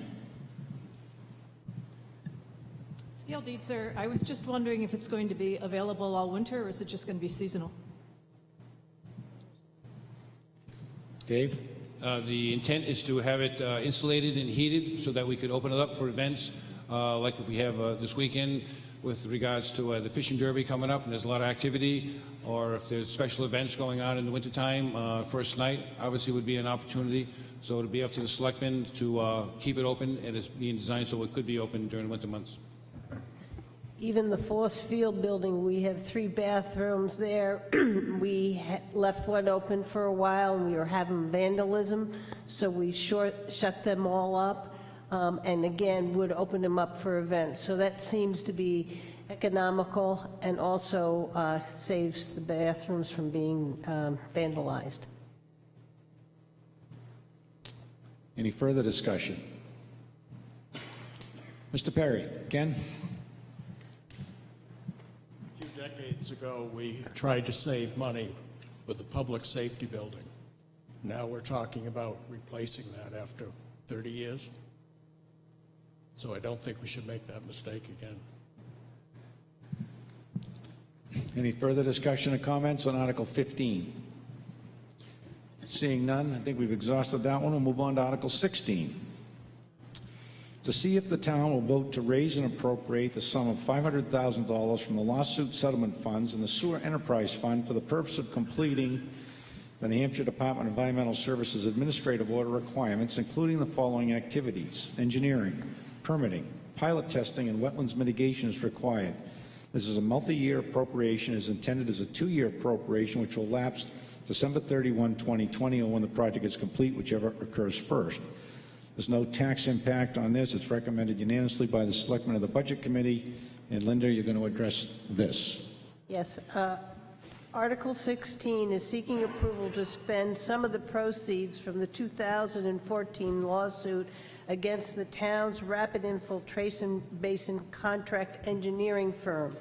After winning the lawsuit, the town studied and identified possible effluent disposal options. Over the last couple of years, the town has been piloting an engineered natural solution at the RIB site. This year warrant article is seeking funds to finish the pilot and engineering and all permitting in order to hopefully do full construction in 2020. I hope you can support this warrant article, and I will turn it over to Dave Ford. Thank you, Linda. So our RIB site, Rapid Infiltration Basin Site, we use it all the time. Some people don't know what those letters mean. Basically, this is where it is on the town line. Tuftonboro is on that side. We are here. The power line that we draw all our power from goes right through the site right here. Basins 1, 2, and 3 were originally built. After we had the problem, we went out and built additional basins 4 and 5. However, that did not solve the problem. As Linda said, we had our issues. We resolved them in the court of law, and we were able to get all the money back that we invested in. Now we are working with New Hampshire DES, and we have an administrative order by consent, and it laid out a lot of things we had to do. We studied the alternatives. We did the pilot test. Right now, everything that's in the AOC has been completed, and we have extended the schedule now to what we have on this, what I'll show on another slide. The ENS pilot study was successfully done in 2017, and that's up and running again now. In 2018, we constructed these infiltration trenches. We tried 3 different sets of them, and they all seem to be working okay. We are learning from them, and we will continue to monitor them. And then also last year, we had to purchase about a 5-acre piece of property in Tuftonboro that requires remediation. This is the site engineering drawing, so not as good as the picture. Last time I showed you the picture, this is again the town line kind of runs this way. Tuftonboro on that side. This is basin number 3 before it was 1, 2, 3, 4, and 5 on top of the hill. This is the power line that runs this way. This is the unnamed brook, which then hits 19 Mile Brook, which sends down to 19 Mile Bay. Our problem is in the central discharge area and the western discharge area. When the water was put in up here, it went through 60 feet of unsaturated sand, gets nice treatment, and then it comes down the hill, and then it starts to work its way to the brook, and it was just breaking out of the side slopes. And that was a piece of engineering that was missed, and it was very significant. Our solution and what we've been working at with the state and our consultants is putting in these red lines here across the slope to intercept the groundwater before it exits the ground and causes damage. Then when we intercept them, then we can put them in collector pipes, bring them to a flow control structure, and from the flow control structure, get them back into the brook through a series of what we call these engineered natural solutions. So these are, each one of these pieces have been pilot tested in a full scale, and we continue to do that to make sure it works and we can prove to the state that it will be successful. So 2019 is to continue to monitor. Again, instead of doing a 2-week test and 1 week's of results, we wanted to really run this thing for a full season to make sure it's going to work before we invest the millions. So again, we're going to continue the scale, full-scale pilot, and we got to complete. So we also have to do some additional work in Tuftonboro, where we just purchased that property. So after we purchase it, we've installed some wells. We've got to do some more engineering, and we might do some pilot testing on this side. The surface topology is a little different than on this side, so the solution is going to be a little bit different than on this side. So we still have some work to do in Tuftonboro, and now that we own that property, we're going to do that this year. And again, continue with the design and the permitting. Part of this overall project will be wetlands restoration, and we are going to be doing that as time goes on. And again, based on all this information, we'll have our construction drawings ready. So this year, again, we're asking for $500,000. Whatever is not used goes back into the kitty, so the money is not going to be wasted. It's not going to go for anything else except for this project. Right now, we're looking at a construction cost of just over $2 million, with construction and engineering $150,000, all within the budget and all within the money that we have in our bank from the lawsuit. The only thing I'd also add that the construction may extend into 2021, depending on how the permitting goes and how our flows go. One of the things we have to do is to dry the site up. We can't discharge any water there for a period of time. Luckily, we have the effluent storage pond, which can store 90 million gallons of effluent. So this year, we will work that pond down to be, pretty low, and then come when we want to dry the site up, if we figure we're ready for construction in 2020, then we will store the wastewater over the winter, let it dry out, so that when we start construction, we can do that work and dry as much as possible. So that's my quick story on that, and I'll be more than happy to answer any questions if anyone has any on it. And before we get to that, we have just one housekeeping amendment to this. The first 2 words, "to vote," are going to be deleted, and we'd like to move the words "to vote" to after the word will. So the first sentence would read, to see if the town will vote to raise and appropriate. Can I get a second on that? Second. All those in favor of that housekeeping amendment, please say aye. Aye. All those opposed? All right, it passes. Any discussion on Article 16 as amended? All right, seeing none, we'll move on to Article 17, the Living Museum feasibility study. Suzanne. Sorry, Suzanne. Don't be shy, jump right up.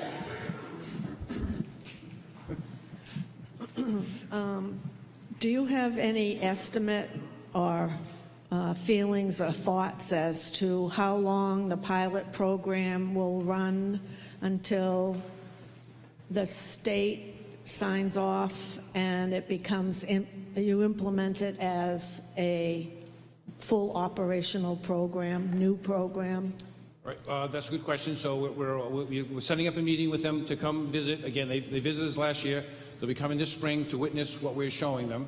Our hope is that this year we will have all the permits and approved construction drawings. So by the end of this year, we should be there.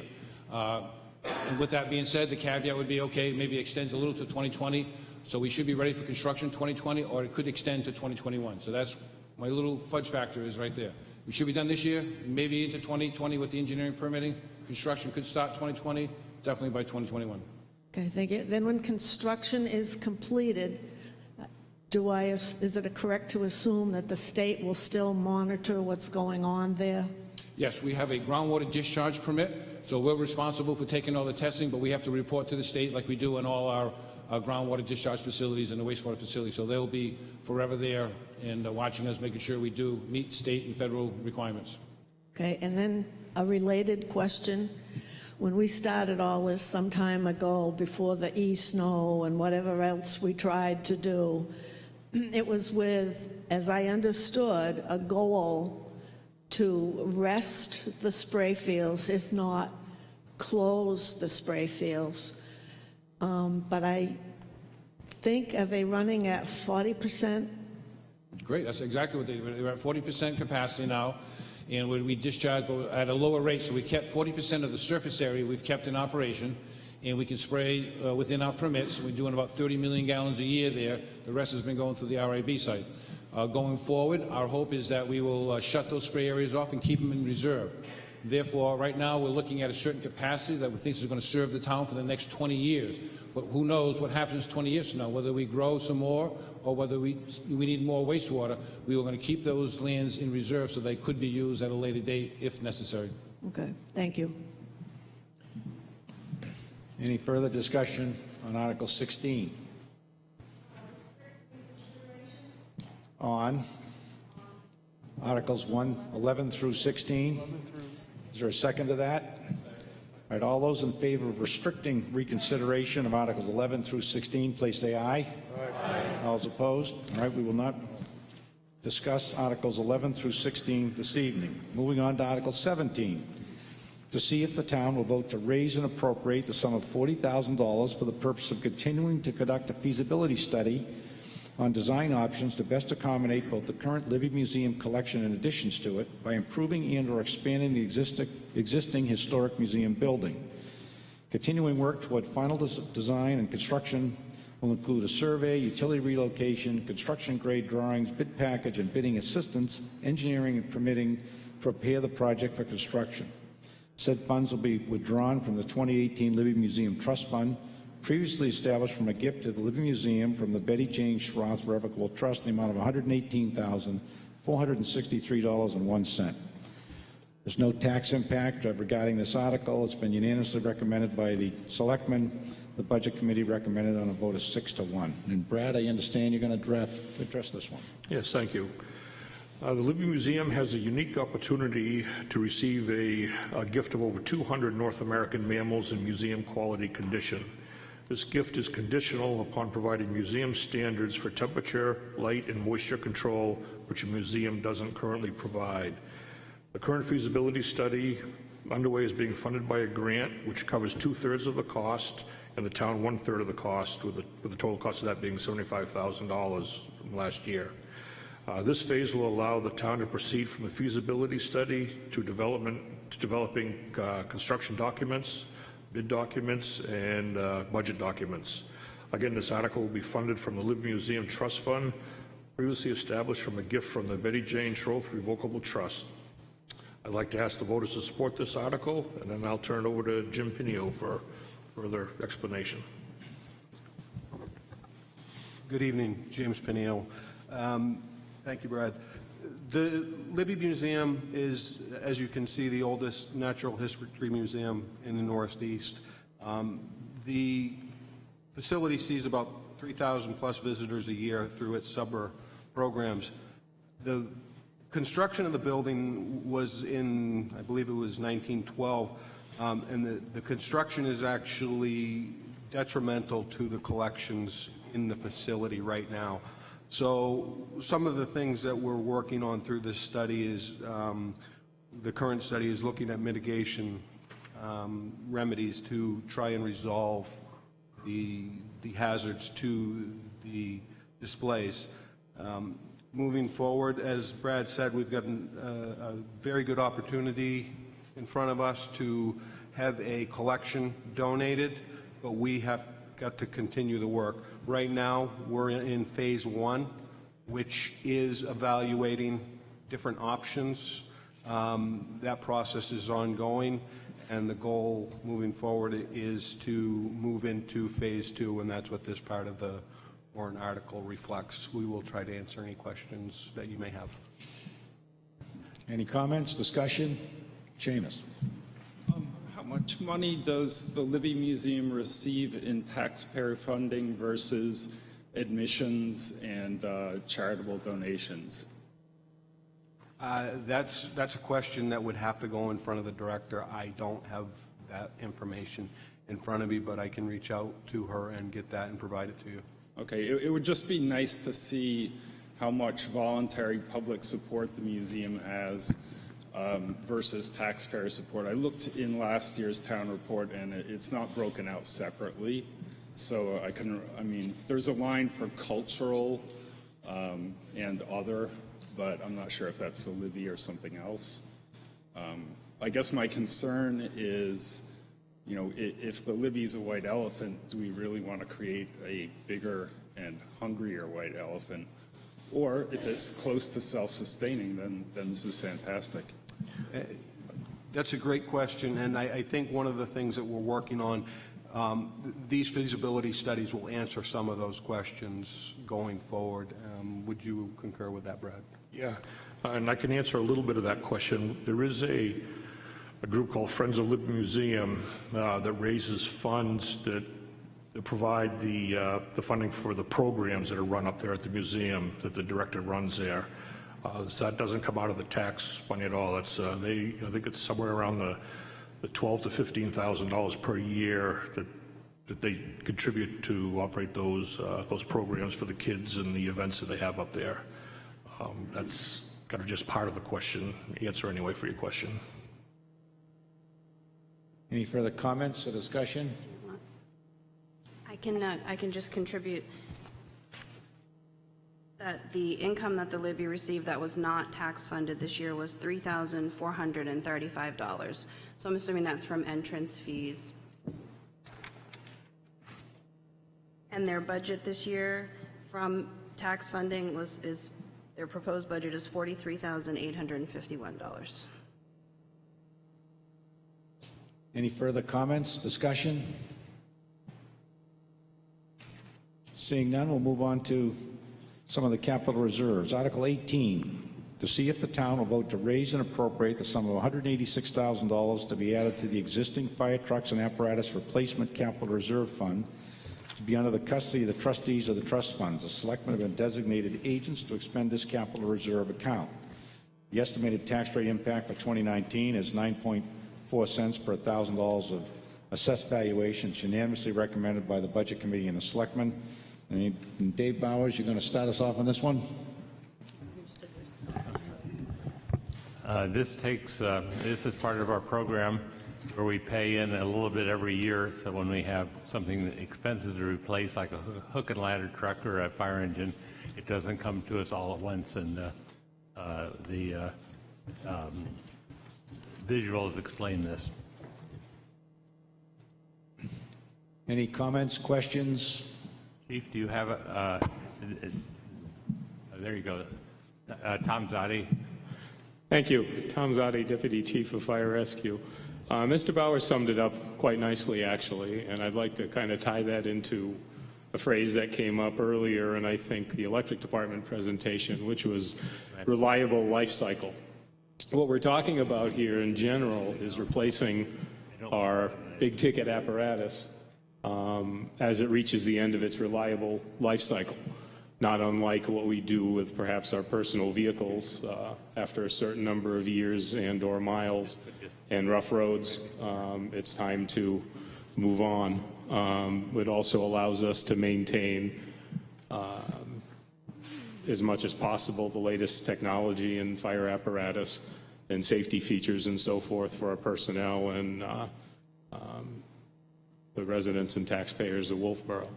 We've been able to maintain our request over the past several years at $186,000 per year.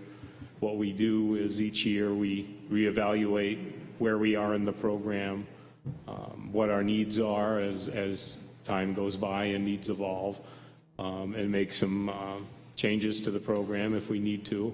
But we've been able to maintain our request at that $186,000 figure. If you remember in the course of 2018, we contracted for a replacement to our engine 2, which I understand is now at the dealer in Massachusetts and is a matter of weeks away from being delivered. So we'll hopefully see that fairly soon. We have nothing on the table under our replacement program in 2019 or 20, and I believe our next, there it is, our next proposal will actually take place in 2021 when we hope to replace Ladder 1. Beyond that, I believe, is 2024. We've included these two projects, again, although they're not in the next or the current actual fiscal year, just to allow folks to see our plan as it goes forward in a 10-year window, if you will. Other than that, I'd be happy to answer any questions that anybody may have. Any questions at all or any comments on Article 18? John. A quick question. What's your lifespan for vehicles for fire equipment? Generally, an engine, a pumper is 20 years, and the ladder, the aerial, is 25. The boat, based on the manufacturer's recommendation, the big fire boat was the 30-year cycle, and the utility, which is a standard pickup truck, if you will, I believe we've got slotted for 10 years. You have a program where some of them are in first call and some are backup call? Loosely, yes, because of our geography and so forth, and camp roads and that sort of thing. We leave a lot of discretion to our duty officers as to which piece of specific apparatus to respond to on any given call, knowing that, for example, the 9 Ladder 1 is not going to make Kenny Shore Road. You can't do it. So having that familiarity with the town, we allow them that flexibility to determine which piece was going to be primary response for that incident. So to say we have a specific one in general, I can't really do that, but in general, the engine goes first. In the downtown area, the ladder may be the first one out the door. Thank you. Bob? Thank you, Randy. Tom, you have this down, the ladder truck is being replaced in 2021, and I would think that the delivery date would probably be 2022. Would that be correct? Most likely that's true. I think we were 7 months or so for engine 2, which we just ordered from the time of the contract. So 7 to 9, I think. 9 is pretty common, 9 months from an order. Well, I just want to bring up the point that this truck is going to be close to 30 years old when we have a delivery of a new truck. We already had trouble with this truck in the past, so we really we're due for a ladder truck, and we have the money in the bank. If we were able to maintain the program we're currently on, the money will be sitting there waiting. Right, thank you. Any further comments or questions? And seeing none, thanks, Tom. We'll move on to Article 19, which is the Public Works Capital Reserve Fund, to see if the town will vote to raise and appropriate the sum of $170,000 to be added to the existing Public Works Vehicles and Equipment Capital Reserve Fund to be under the custody of the trustees of the trust funds. The selectmen have been designated as agents to expend this capital reserve. The estimated tax rate impact for 2019 is 8.6 cents per $1,000 of valuation, unanimously recommended by the selectmen, recommended by the budget committee on a 6-to-1 vote. And Brad, you're going to address this one? Yes, thank you, Randy. Again, the Public Works Department, very similar to the Fire Department, has developed a long-term spreadsheet showing the cost and time frame for the replacement of its vehicles and equipment. This capital reserve approach allows the department to fund its purchases while holding a steady impact on the tax rate. I'd like to ask the voters to support this article, and I'll turn it over to Dave Ford for further details. Thank you, Brad. Again, this is just good business. We have a lot of capital reserve funds. We're just trying to maintain the fleet without spiking the tax rate. We've set these accounts up a while ago, and I think we should thank John Burt. He was the first one many years ago. This goes to his years of service on the board over 20 years ago, and it really does help out in terms of your plan, and it also helps out in terms of emergencies. This year, we are looking at, in 2019, replacing SW7, a 2004 GMC pickup. That's the green truck you see at the solid waste facility. It picks up recyclables through town. It is rusted and can't pass inspection sticker. We'll be going with the basic state bid on that pickup truck. And then we have our HD19, which is 1991 dresser front-end loader. It does a lot of work in terms of loading and necessary to get replaced. We've got a good use out of it. We're looking at $170,000. And this chart here just looks at each year what the equipment we're purchasing, and then it shows what's going to be left and how much we're appropriating and the balance in each year. The reason I talk about emergencies, we had our used grader, which was I think about a 23-year-old piece of equipment. We're trying to get 25 years out of it. We're pushing it on our list, and this year the rear end let out on us, and it was determined that it could not be fixed. A brand new one is in the range of $300,000 to $350,000. We worked with the Board of Selectmen. We went out and looked for our best deal to be able to do something right away. The grader is a very important piece of equipment for us, for our gravel roads. We were able to get a grader for $95,000 with the trade-in. It was net $80,000. Without this fund, we would not have been able to do that. Again, it really is helpful to get it back in our fleet. Again, next year now we still have a balance in. We're asking for the $170,000. We're going to be looking at spending $175,000. Like I said, $150,000 for the loader, $25,000 for the pickup truck. And again, as we go out through the years, we're trying to keep that balance. We may be looking at a little increase next year, depending on the the trade-in values we get for the vehicles coming in this year. With that, I'll be more than happy to answer any questions. Any questions for Dave or any comments regarding Article 19? All right, seeing none, we'll move on to Article 20. To see if the town will raise and appropriate the sum of $125,000 to be deposited into the existing wastewater treatment plant capital reserve fund.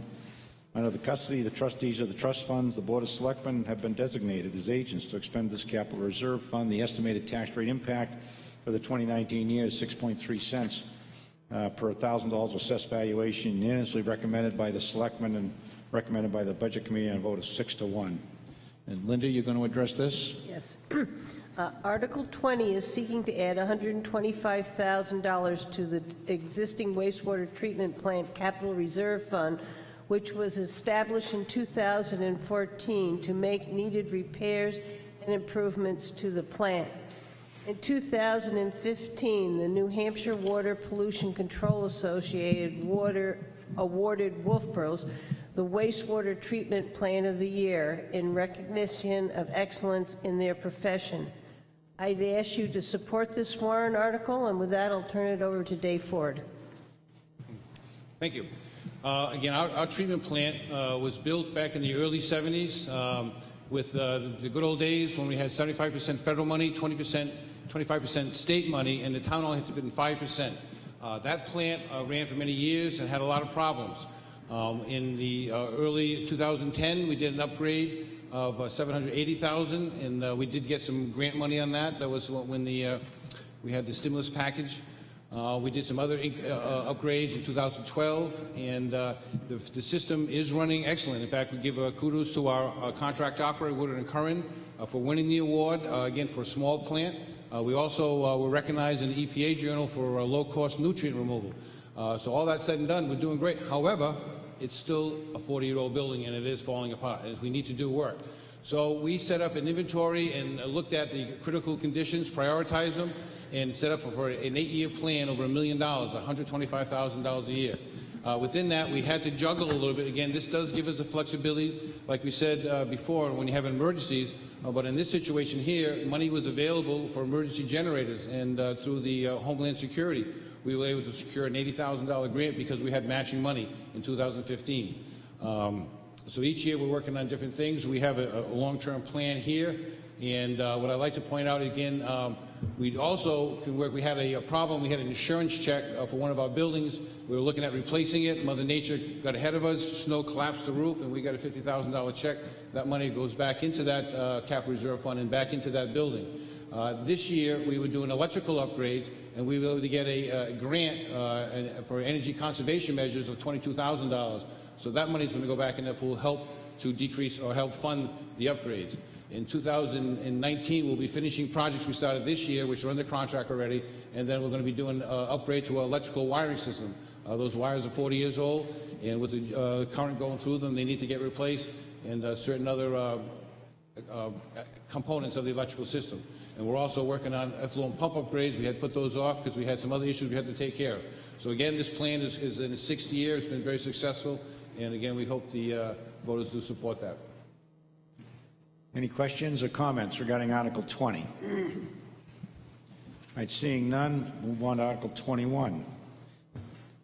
To vote to see if the town will raise and appropriate the sum of $102,000 to establish a dispatch equipment capital reserve fund for the purpose of replacement of dispatch console or other related equipment, installation, and related expenses. Said fund should be under the custody of the trustees of the trust funds. Furthermore, to authorize the Board of Selectmen's agents to expend from this capital reserve fund. The estimated tax rate impact for 2019 is 5.2 cents per thousand of assessed valuation, unanimously recommended by the Budget Committee, the Police Commission, and the Board of Selectmen.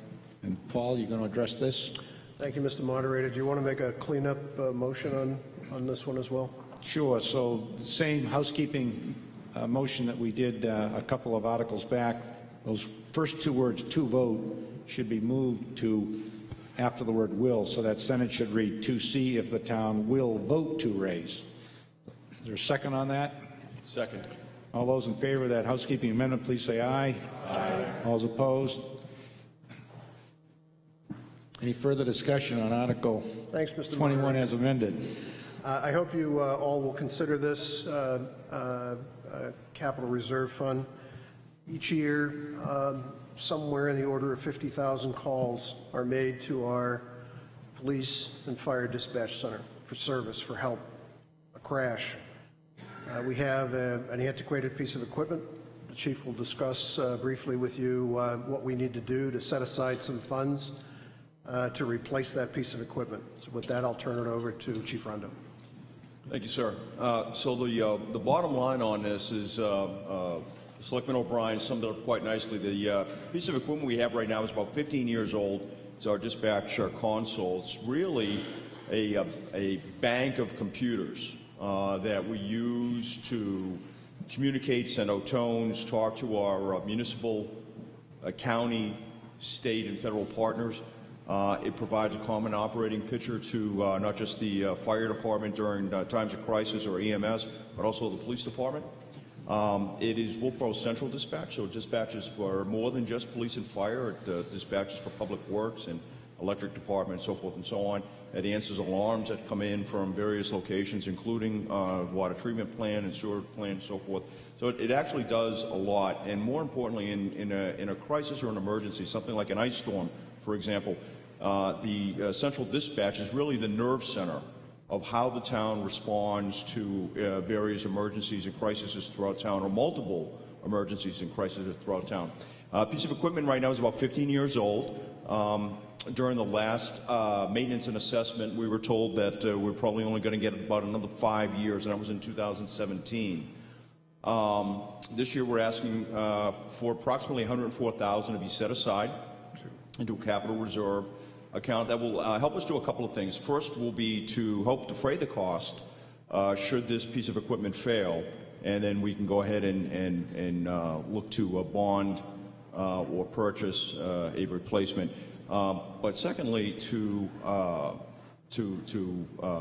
raise the funds appropriate to purchase a new piece of equipment in approximately 4 years. We've been given a life expectancy on this piece of equipment of about 4 years. It's obsolete.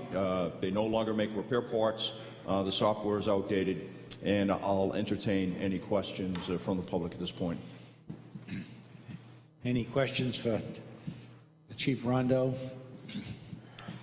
Any comments on Article 21?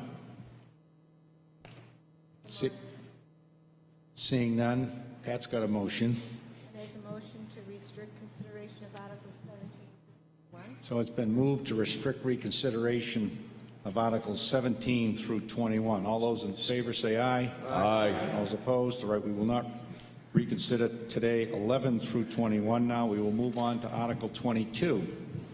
To see whether the town will vote to raise and appropriate the sum of $50,000 for the purpose of studying, engineering, and permitting a solution to environmental concerns related to water quality at Cary Beach.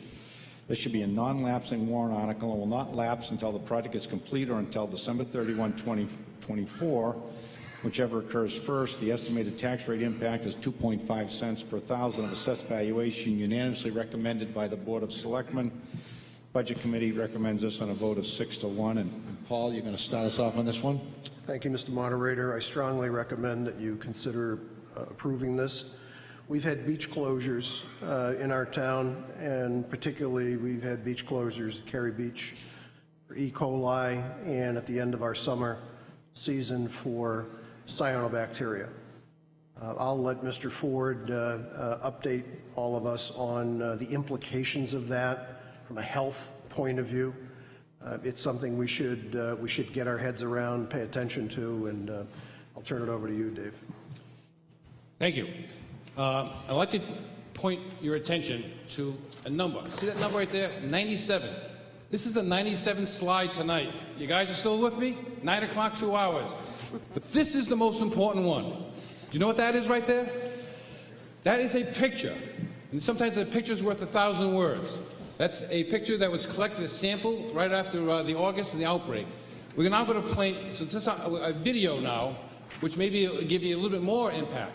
This is taking a diver into the water, and this is in Winter Harbor, not far from Cary Beach, along Whitegate Lane. And hopefully our technology, so this is a diver in the water with a GoPro, and what we're going to be looking at are these little white dots. These little white dots are the cyanobacteria. And this is just coming out of the water again, a cottage house on Whitegate Lane, and going back to the right is where Cary Beach is. That is the water that, unfortunately, we had people swimming in late August, early September. Again, a picture's worth 1,000 words, a video can be worth 1,000,000 words. I'm not sure if we have to say much more. Oh, can you get back to my...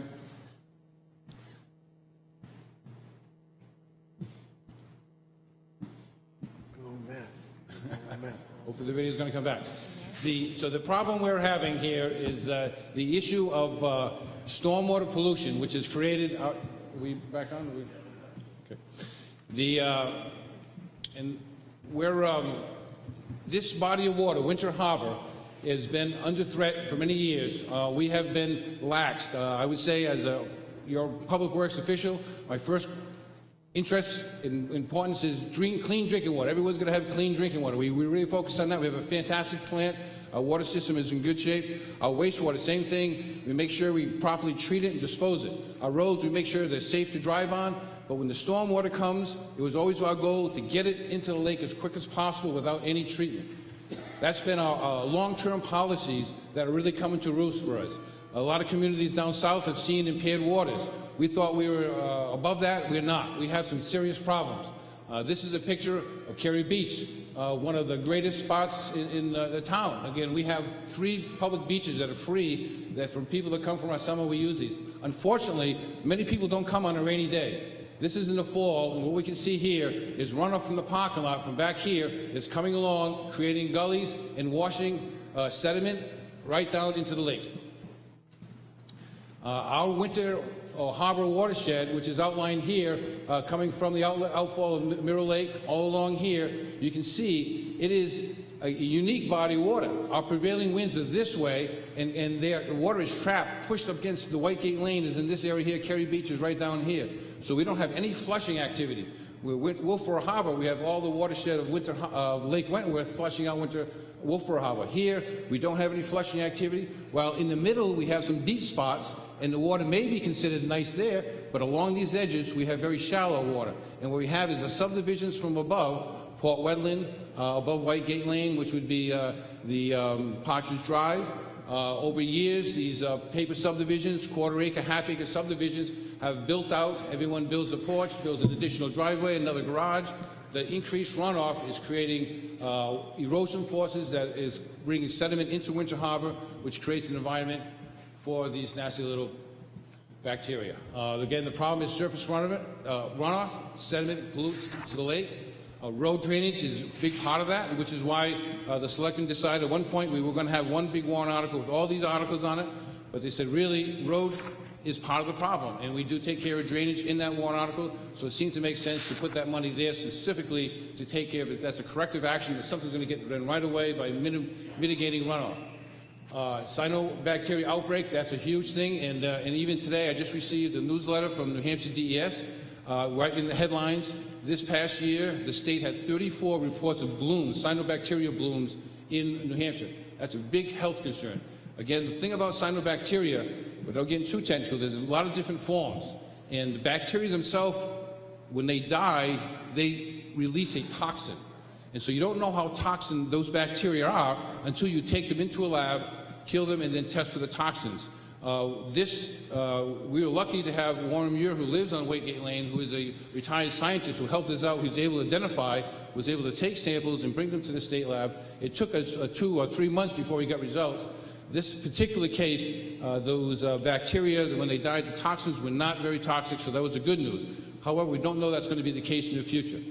And as a result, sometimes you have to take the conservative approach and close the beach, and we should limit the use of the lake. Again, people should not be swimming or drinking, using that water with the problems.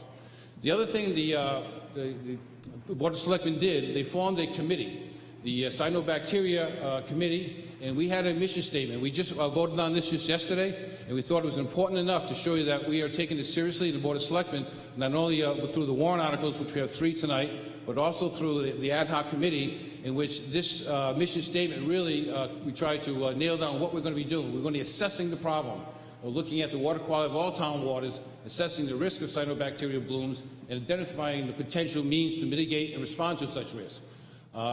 We also want to identify and mitigate stormwater pollution. That's like the BMPs. Once we know we have excessive runoff, how do we get it, reduce it? By putting in the infiltration trenches and look at other types of BMPs like rain gardens and whatnot.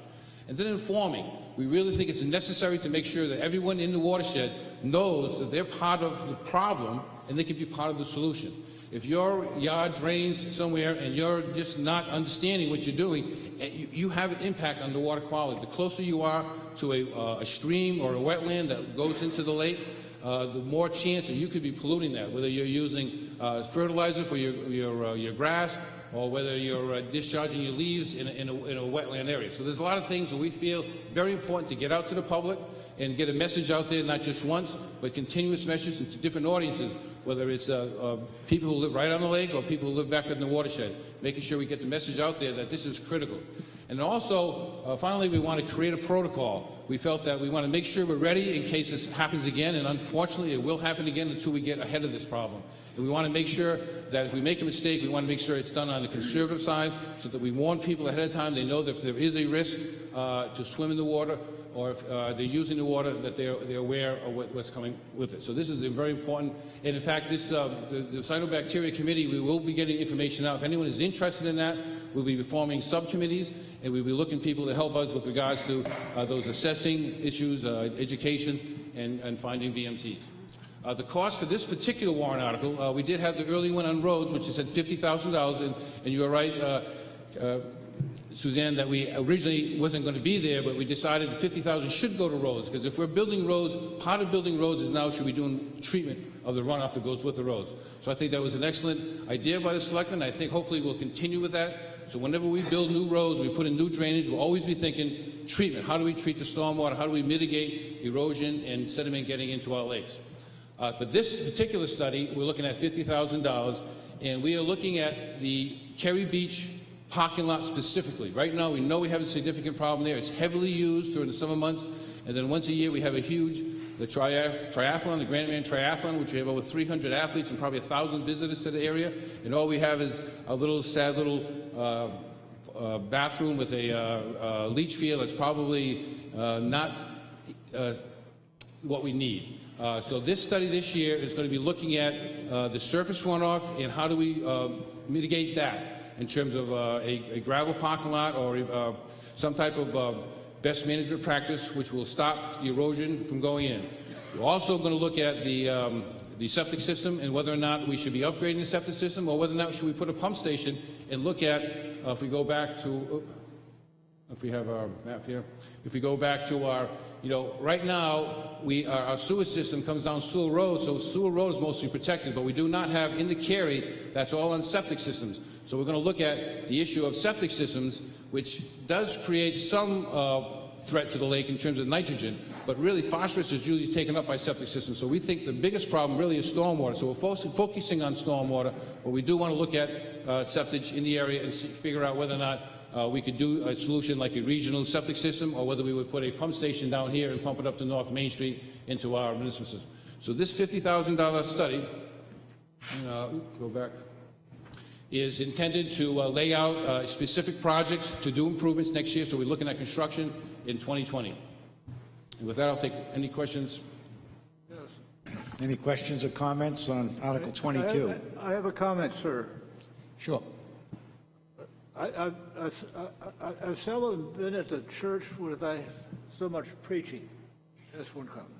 Secondly, I'm looking ahead at warrant Article 26, and you've got exactly the same justifications in the same pictures. Now, are you going to spend 20 minutes discussing Article 26 in the same manner that you did for Article 21? No. Thank you. Any other questions regarding Article 22? Seeing none, we will move on to Article 23. To see if the town will vote to raise and appropriate the sum of $50,000 to be deposited in the existing building maintenance capital reserve fund previously established for the purpose of making needed repairs and performing needed maintenance of the town's building facilities. Said fund is under the custody of the trustee of the trust funds. The selectmen have been designated as agents to expend funds in this capital reserve fund. The estimated tax rate impact for 2019 is 2.5 cents per $1,000 assessed valuation, unanimously recommended by the Board of Selectmen, recommended by the Budget Committee, and a vote of 6-1. And Dave Senegal, you want to start us off on that one? Sure. This is very similar to all the other warrant articles we have as far as capital reserve funds. We try to put money away so that when it comes time to do certain projects, we have funding available. David, do you want to go through that? Sure, thank you. Exactly right. The town owns 23 buildings, and those do not include the ones the enterprise funds own. Between the solid waste, highway, public works garage, parks and rec, building and grounds, the fire, police, and the library. Some of those are very big, and some of those are being taken care of by major warrant articles. But the buildings, they have been maintained. The way we've done business is the department head is responsible for their own building. And as we've had very limited budgets over the last 12 years, where we had 0% discretionary spending, we've been really limiting ourselves and looking at our buildings in terms of taking care of them the way we maybe should have. We have many roofs, heating systems, things that need to be done, and this is a fund that was created to take care of these. It was established in 2006, and it is also, the other thing that was supposed to get done was an assessment of all the town-owned buildings, looking at the condition of each of the assets within the building, determining its useful life, and then determining a replacement schedule. So we can develop a long-term plan like we've done with some of our other assets, and then prioritize that list. Unfortunately, that project did not get completed in 2018, and that needs to get completed this year. However, the idea that we still need this money because, again, there's plenty of needs, and this fund is starting to build up. Last year we had $75,000. This year, as a result of trying to keep the capital budget within limits, it was reduced to $50,000. And the projects we're looking at, the railroad station, which was upgraded about 10 years ago, is in need of a good scrape and paint to keep it in good shape. The town hall is having some issues with dehumidification and energy conservation, and also to fund the asset management plan to finalize the condition assessment and cost to repair and replace the assets there. With that, I'd be more than happy to answer any questions. Any questions or comments regarding Article 23? Yes. John. We've been, as a budget committee members here, we've been hearing about getting this master plan on something like this for 3 or 4 years. When are we going to get this long-range plan that provides the justification for the values that you want to put aside? Is it going to be this year? Is it going to be next year, the year after that, or 5 years from now? Well, again, unfortunately, we have done quite a bit over the last 12 years since I've been here. If you've seen what we've done on the wastewater and the water side, we've developed detailed reports with spreadsheets, and that is the direction we're heading. We did hit into a bump in the road when we try to use the same engineer and the software that we did for those linear assets. It works really good for pipes in the ground. When we went to the buildings, I was not satisfied with the product. We therefore discontinued, didn't pay for that, and we stopped that contract. We're now reassessing, trying to come up with the simplest system that will work and give you what you need. So the answer is, the hope is it will be done in 2019. Well, it wasn't done by 2018. Right. When is it going to be done? That's the only question I have. Okay, let me get that again. It will be done in 2019. Does that work for you? 2019? 19. Yes. You'll have your master plan here on.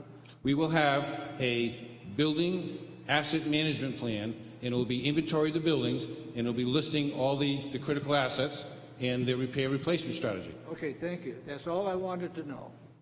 Okay, thank you, John. Suzanne?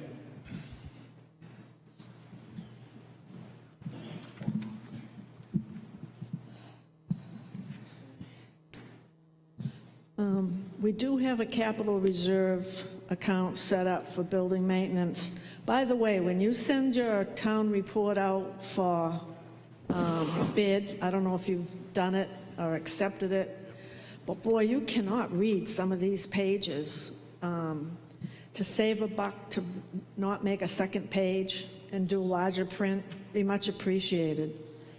So if I read this number incorrectly, it's because I can't see it.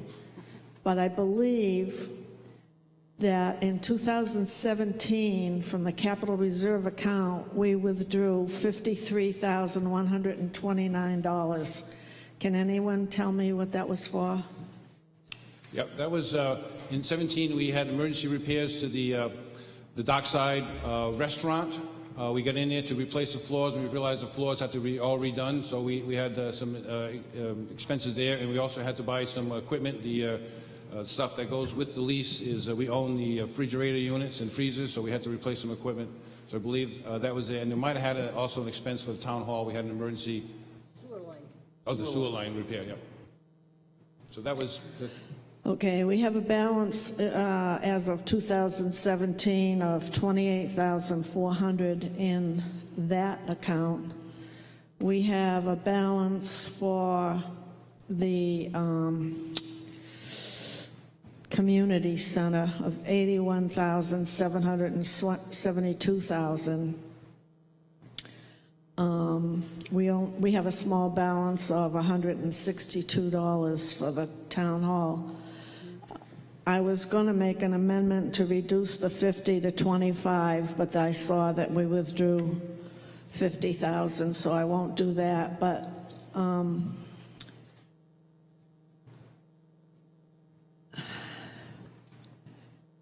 there was something I was going to ask. We just put how many million in this building? Did we not do the humidification?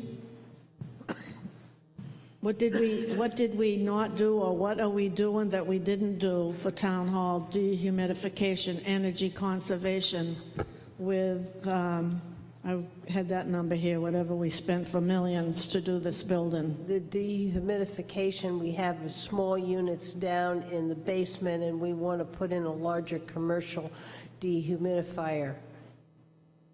We thought the smaller ones would do it, and it doesn't, so we would like a... And what is that going to cost, approximately? I think we've got Matt right here to be able to Just to address what Linda just said, the issue in the basement is that none of the air conditioning issues were addressed as part of the town hall renovation project. So when we're trying to use the basement for record storage, which is really the primary use that we're looking at down there, it can't support that use right now. We currently have 2 residential dehumidifiers down there that are being emptied on a 2-time per day basis during the summer. That's not a sustainable system, particularly when we have sensitive records down there. So what we're looking at is a $13,000 system that would essentially address all the humidity issues on the older section of the building. Currently, our record storage for planning is well dehumidified during the summer months, but this section of the building is not. So we're really looking to address that so we can house records from other town departments as well. Why does that not surprise me? I can't answer that question. Any further discussion on Article 23? Claude? Sorry, Claude Rossiger. I would just like to make a suggestion. If the voters here gathered agree that perhaps we can read the slides ourselves, we don't have to have them read to us. Perhaps the selectmen could address the subsequent issues concisely and succinctly, and we could get through before breakfast. Any further comments or questions on Article 23? Seeing none, I'll move on to Article 24. To see if the town will vote to raise and appropriate the sum of $16,750 to be added to the Abenaki Ski Area Capital Reserve Fund previously established for the purpose of purchasing and repairing the snowmaking equipment, the groomer, light poles, and mechanical, electrical, and safety equipment related to the Abenaki Ski Area. Said fund is under the custody of the trustee of the trust funds. The selectmen have been designated as agents to expend funds in this capital reserve fund. The estimated tax rate impact is a little less than a penny per thousand, unanimously recommended by the Board of Selectmen and recommended by the Budget Committee in a vote of 6-1. Dave, you're going to address this, Dave Bowers.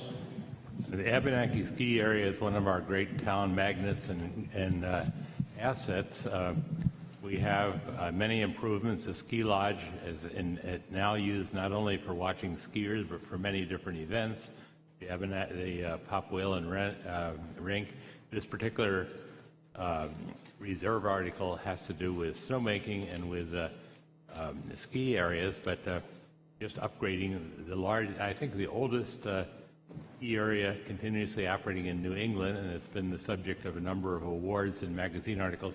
And Christine Collins, our director, is going to tell you more. Thank you. Like you said, I'm Christine Collins, the Recreation Director, and we're actually the oldest ski area in America. 1936 is when, we were in Ski New Hampshire magazine. It was 1936 when they established the trails, in 1940, I believe, when they built the lodge.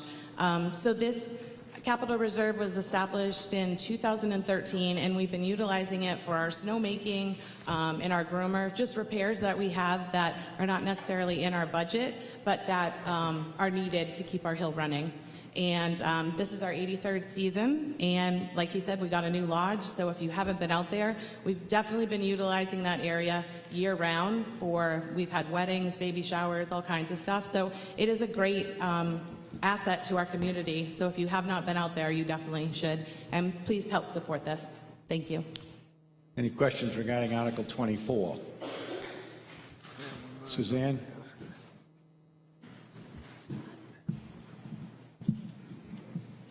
First of all, I agree it is a wonderful facility. But I have here under the reserve funds Abenaki Lodge, and it has a substantial balance of $2,300. So I don't see an Abenaki ski area capital reserve. So is this to establish a new reserve account? No, I don't know what you're looking at that it says that, but this was the one that was established. I think the thing we had before for the lodge is when we were building it. Could that be what that one is? Maybe. Deb? So yeah, I'm looking at probably a similar spreadsheet on my computer. So I have a 2013 Abenaki Ski Area Capital Reserve, which is the one we're talking about. The current balance in that actually is $61,913 at the end of 2018. There is another Abenaki Lodge in 2015, it looks like. That's the one you're referring to that has $2,334.78. So that's not the one we're talking about adding money to. Thank you for correcting me. I do see this here now. But the ski has a substantial balance, so why aren't we using some of it? Why aren't we using some of it to do this project? Are you talking about what? Why are we adding to it when if we need the money, we can withdraw from it? So we're actually accumulating money into that because we are going to need to purchase a new groomer. Right now we have managed to extend the life of our groomer with a fix, but it is coming that we will need a new one. So we're trying to get that money up so we can purchase one. And what approximate cost of that? I'm still in the works of doing it. The one we have now, I believe they purchased for $80,000. So we're talking to see, we do have a groomer. Would we get any money for ours? Or could we get a used one from another ski hill? So we're in the process of doing it, but right now ours is good for probably 3 to 5 years. And again, approximate estimated cost? Like $80,000 was for the one we had, and that was a used one. Okay, $50,000 isn't going to do it. Right. All right, any further discussion, Bob? Yes, Randy. Suzanne, right here, over here. In this large package that we got, the handout, there's a full-page spreadsheet on this warrant article and where the money's going up to the year 2041. So the groomer is listed as being purchased in the year 2023 for $85,000. That would reduce the fund to $17,715. So that's what it's going for. It's right in that big packet. Okay. Any further discussion on Article 24? Seeing none, we'll move on to Article 25. See if the town will vote to raise and appropriate the sum of $20,000 to be placed in the Public Safety Building Capital Reserve Fund previously established in 2001 for the purpose of acquisition of property, architectural engineering fees, rehabilitation of property, construction or reconstruction of property related to the public safety building. The estimated tax rate impact for 2019 is 1 cent per $1,000 of valuation, unanimously recommended by the Board of Selectmen, recommended by the Budget Committee, not recommended, I should say, by the Budget Committee on a vote of 5-2. And Dave Senegal, you're going to start us off on this. Yeah, this fund was set up a couple of years ago, and we have been working with architects along with the police department and the fire department to figure out what they physically need for space. we need to continue to look at other options other than at the site where they are now. We did figure that out. We do know at this point how much space the fire department needs and how much space police department needs, along with their dispatch center. So that we have figured out. We have also figured out how much physical land we need, depending on whether we have the fire department in one location, the police department in another. Has been figured out also that putting them together will save us money. So that's what we're looking at. We have a couple of more sites that we're going to look at this spring, both of which are large enough to accommodate what we need. So it's ongoing. This money is to be utilized, particularly with the architectural firm, LaValle, who we've used in the past and also did the library. So if you've been with us in a few of the presentations we've made, we have looked at phasing in on the site that we're at. It will work, but it's not the optimum. So we need some more funding in order to go forward a little further to see where we can put the fire and police department, hopefully on the same location. Any questions or comments regarding Article 25? Suzanne.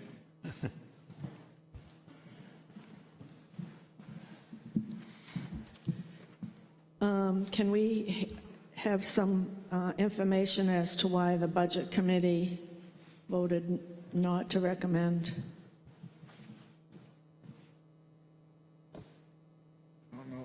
Don't all jump in at once. Yeah. It was 5-2.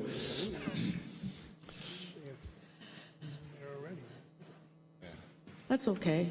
That's all right. I know I put you on the spot. I think it had something to do with how much money was presently in that fund. Well, that's what I was expecting to hear. They have $100,341 as of 2017. So they have, it would seem, enough funding to do what the Warren article is asking for. David Senical, would you happen to know off the top of your head how many square feet that the police station would need, approximate? Not off the top of my head. I do know that if we were to put the two of them together. Just the police station? But I'm just saying, okay. Back up a minute. We need 1.5 acres to have both departments together. Okay. If we have the police department they require 1 acre. Okay. The two of them together is 1.5 acres, and that's because of the size of the physical building. Okay. And that requires larger space. The problem is that we have not found a spot that can accommodate both at this point. But we have two properties we're looking at come, well, anytime, as long as the weather can break a little bit, to go on to 2 particular sites. One requirement the fire department has is they want town water, and that's to fill their apparatus a whole lot easier than with a well. So that's one requirement, so that tightens that circle a little bit as far as their requirements. Police department, what I understand, they don't care where they go. So Dean's made that statement. Dean's made that statement in the past, but we'd like to try to keep them together. It doesn't necessarily have to be on a main street or one of our main streets. So we are looking at that, but we have funding, as you know, and we just want to add more funding to that because if we find a site, it's going to eat up a lot of money to go out with the site plans and stuff to accommodate bid documents. That's where the monies are needed, is for the bid documents. Thank you. I know Chief Pinio has been very receptive to whatever is the desires of the town, the voters and the selectmen, and whatever the town can afford, and I appreciate that. This wasn't my idea, I wish it was, but someone brought it to my attention that the bank is for sale. The bank has a vault, be a great place to lock some people up on the evidence. Suzanne, that is one of the options we're looking at. And it has 1.6 acre, and it has square footage of 12,158 square feet. So I think it sounds like a very viable option, whereas they have agreed that they can be separated if it's in the best interest of the community. Suzanne, this is what we're doing, actually.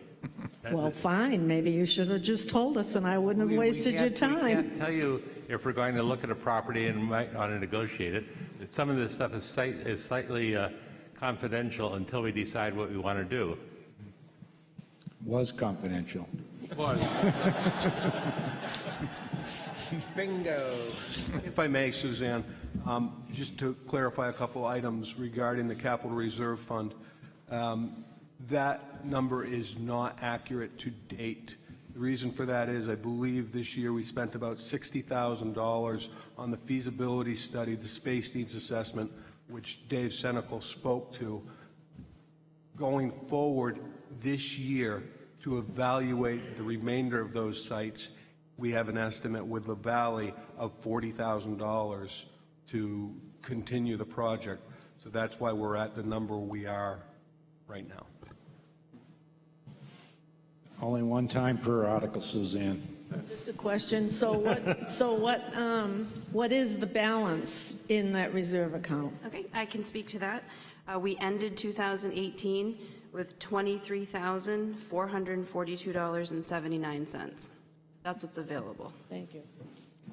Any further discussion on Article 25?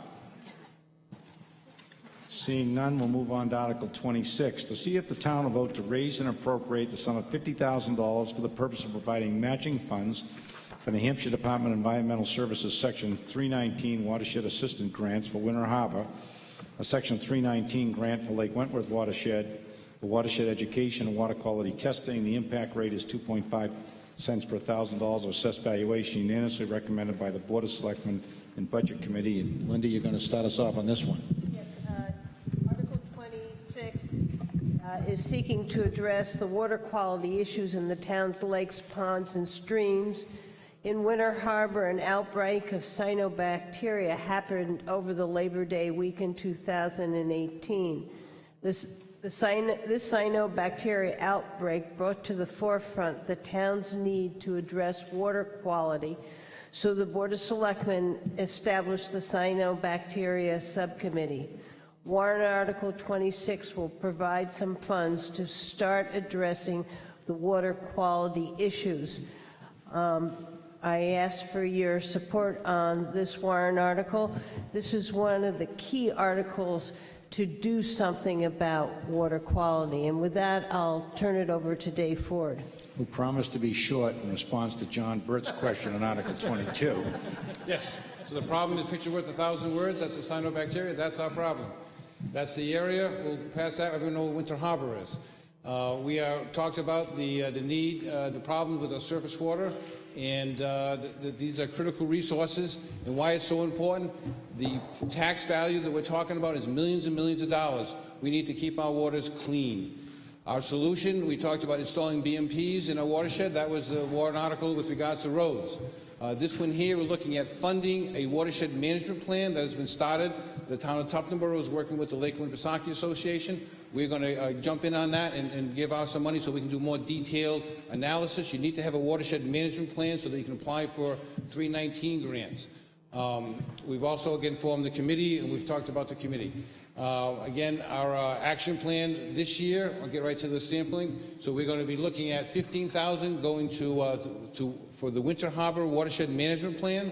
That's a project that's ongoing now. We've already talked to them, and they're willing to expand it to include us. And we're going to be also looking for citizen volunteers to help out with assessing and locating threats to the watershed. Lake Wentworth has a 319 grant, and we need matching money, where before the town Public Works was actually doing the work. We're cutting back on that, so this is $15,000 specifically going towards a project to mitigate stormwater pollution. We feel very strongly about the education I spoke about before. Here we're funding it with $10,000 so that we can get our campaign out there. And also, we feel the need for assessing and having protocols. We feel the need to make sure that we can have equipment, testing, and sampling so that we can react quicker. We're not depending on the state and finding out 2 months later whether or not something is toxic or not.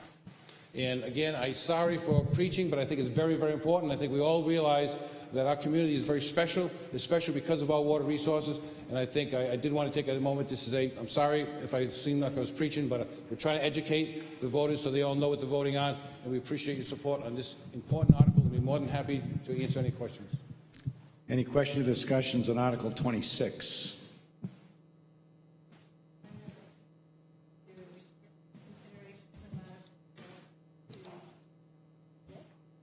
All right, so Pat's moving that we restrict reconsideration of Articles, we'll just say 11 to 26. Is there a second? All those in favor say aye. Aye. All right, we will not reconsider any article we discussed tonight. Moving on to Article 27, to see if the town will vote to approve the cost items included in the collective bargaining agreement reached between the Board of Selectmen and Local 534 of the American Federation of State, County, and Municipal Employees, which calls for the following increases in salaries and benefits at the current staffing levels. For the year 2019, the estimated increase of wages would be $44,569. Benefits would go up $6,142 for a total 2019 increase of $50,711. And further, to raise and appropriate the sum of $50,711 for the upcoming fiscal year, such sum representing the additional costs attributable to the increase in wages and benefits over those of the appropriation at current staffing levels paid in the prior fiscal year. The estimated tax impact is 2.6% per $1,000 assessed valuation. It's been unanimously recommended by the Board of Selectmen, recommended by the Budget Committee of a vote of 5-2. And Dave Senegal, you're going to address this one. Yeah, this is a one-year contract with AFSCME. This is the local union for the basically the workers of the town that are unionized, and I think we came up with a pretty good contract for them. We started out at 3 years. They didn't want to go 3 years. They wanted 1 year, and that's what we came up with. Any questions, discussion, comments? Seeing none, I will move on to Article 28, to see if the town will vote to approve the cost items included in the collective bargaining agreement reached between the town and Local 39 of the New England Police Benevolent Association, which calls for the following increases in wages and benefits at current staffing levels. This is a 4-year contract. For the year 2019, the estimated increase in wages is $45,681. Benefits would go up $10,179 for a total 2019 increase of $55,860. For 2020, wages would increase $48,649. Benefits would go up $11,021 for a total 2020 increase of $59,670. For 2021, wages would increase $49,654. Benefits would increase $15,333 for a total 2021 increase of $64,987. For 2022, wages would go up $47,173. Benefits would go up $14,418 for a total 2022 increase of $61,590. And further, to raise and appropriate the sum of $55,860 for the upcoming fiscal year, such sum representing the additional costs attributable to the increase in wages and benefits over those of the appropriation at current staffing levels paid in the prior fiscal year.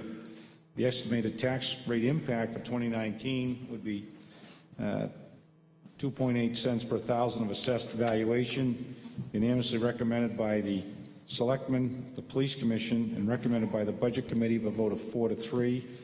And Paul, you're going to start us off on this one? Just briefly, as you can see, it's a 4-year agreement reached with the union. It does have wage increases, as you can see. There's also a component in there to make sure that our officers continue to get educated and to get, which is important. This was I think a long process, as the AFSCME contract was. I was not a party to it, but from what I got in briefings, it sounds like both sides came to the table willing to give and to take. So I think it's worth your consideration and your support. Any discussion? John? Get my mind refreshed. I'm just trying to figure out on the Article 27, the wages of $44,569 and the benefits of $6,142. And then on Article 28, the wages of $45,681 and the benefits are about $4,000 more. And I was wondering what that was, what the difference was.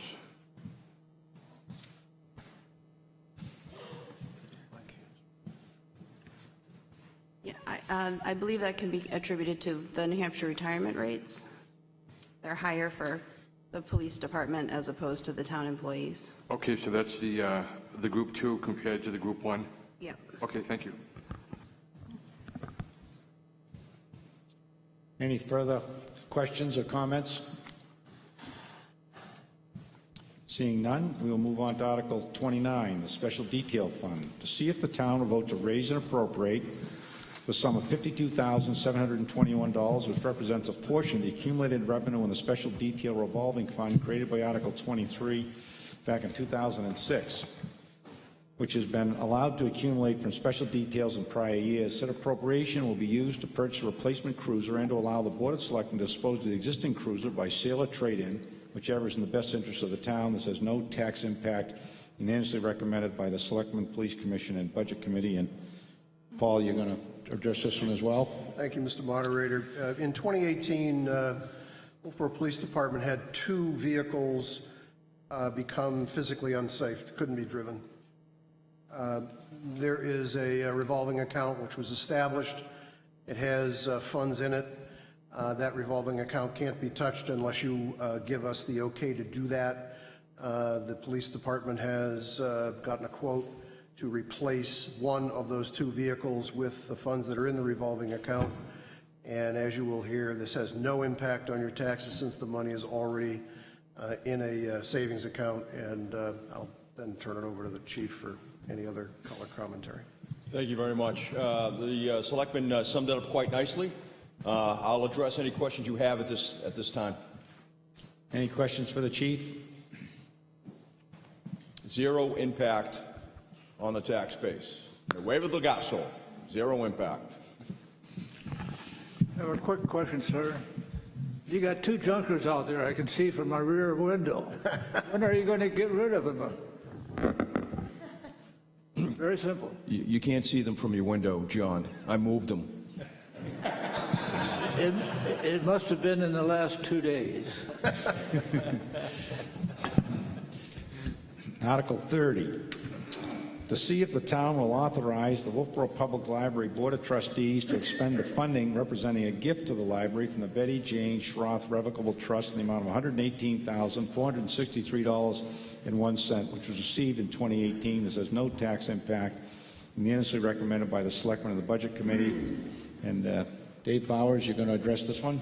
I expect this to pass 99.9% because someone wants to give us $118,000. I don't see any reason why we should say no, but there'll probably be the loyal opposition that will say no, but I urge you to vote for it, and thank you for listening to all of our things this evening. Any questions or comments on Article 30? Seeing none, we'll move on to Article 31. Shall we allow the operation of Keno games within the town of Wolfeboro? Is there any discussion regarding Article 31?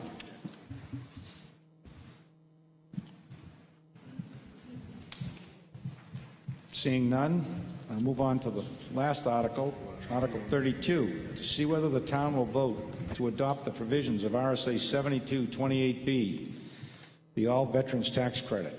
The credit will be available to any resident or spouse, or the spouse or the surviving spouse of any resident who, 1, served not less than 90 days on active service in the armed forces of the United States and was honorably discharged, or an officer honorably separated from services and is not eligible for or receiving a credit under RSA 7228 or RSA 7235. If adopted, the credit granted will be $500 for veteran and $700 for surviving spouse, the same amount as the standard or optional veterans tax credit voted by the town of Wolfeboro under RSA 7228. Any discussion regarding Article 32?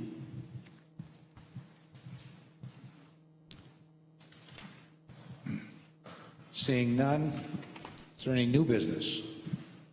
Otherwise, I would entertain a motion to adjourn. But Claude? Thank you. I'll be brief. I think that all of us voters in the town of Wolfeboro have an interest, an overwhelming interest in two things: decency and good governance. And we, the voters, are the sovereign in this town.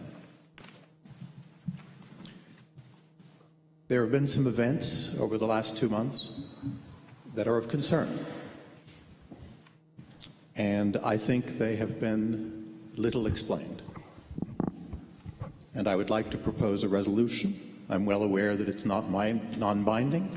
It's simply a resolution which reads as follows.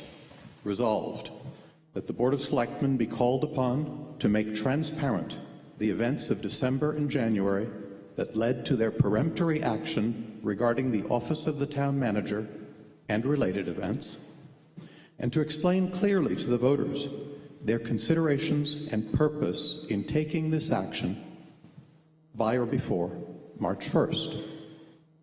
Moreover, that this explanation may not be withheld from the voters on the grounds of personnel confidentiality, as the matter is one of governance, and that this removes it from the constraints of confidentiality. The voters representing the legislative function of the town, supreme to all others, and owed all and whatever information relates to the governance of the town. I would like to ask support for that resolution.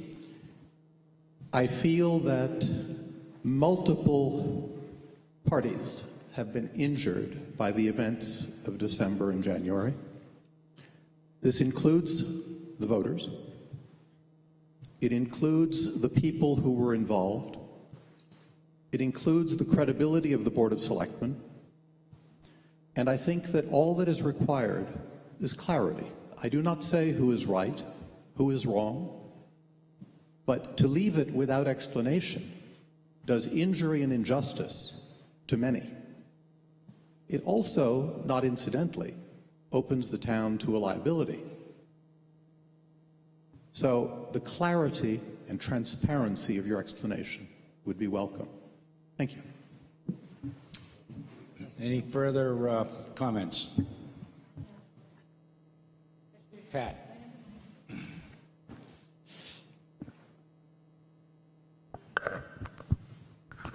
So, Thomas A. O'Dowd, 51 years as supervisor of the checklist, has decided that March 2019 will be his last election because he's sworn to me he will never go through another presidential election. And I think we should give him a big hand. He has been...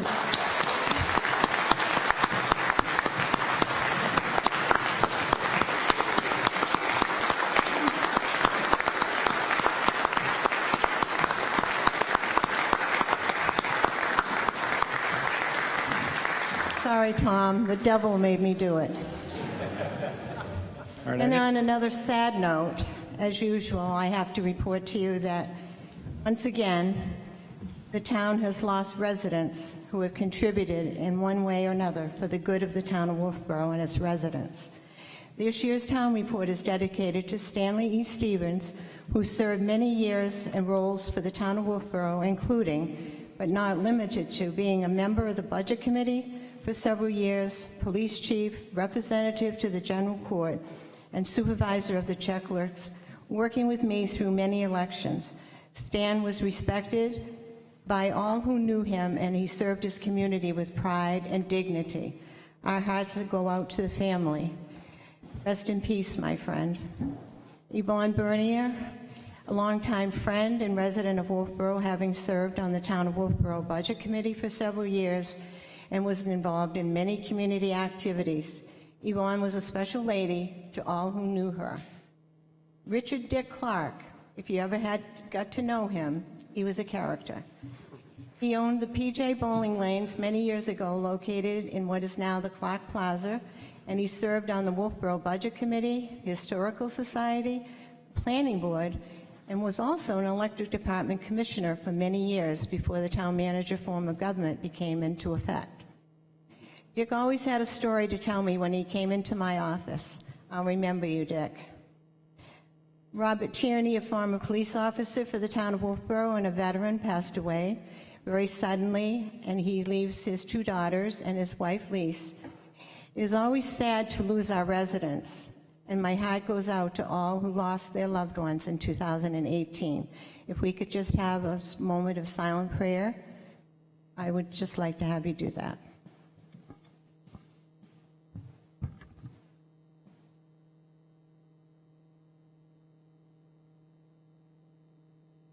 Thank you. I'd entertain a motion to adjourn. All those in favor, please say aye. Aye. All right, thank you very much, ladies and gentlemen. We're adjourned. We'll see you next year. All right.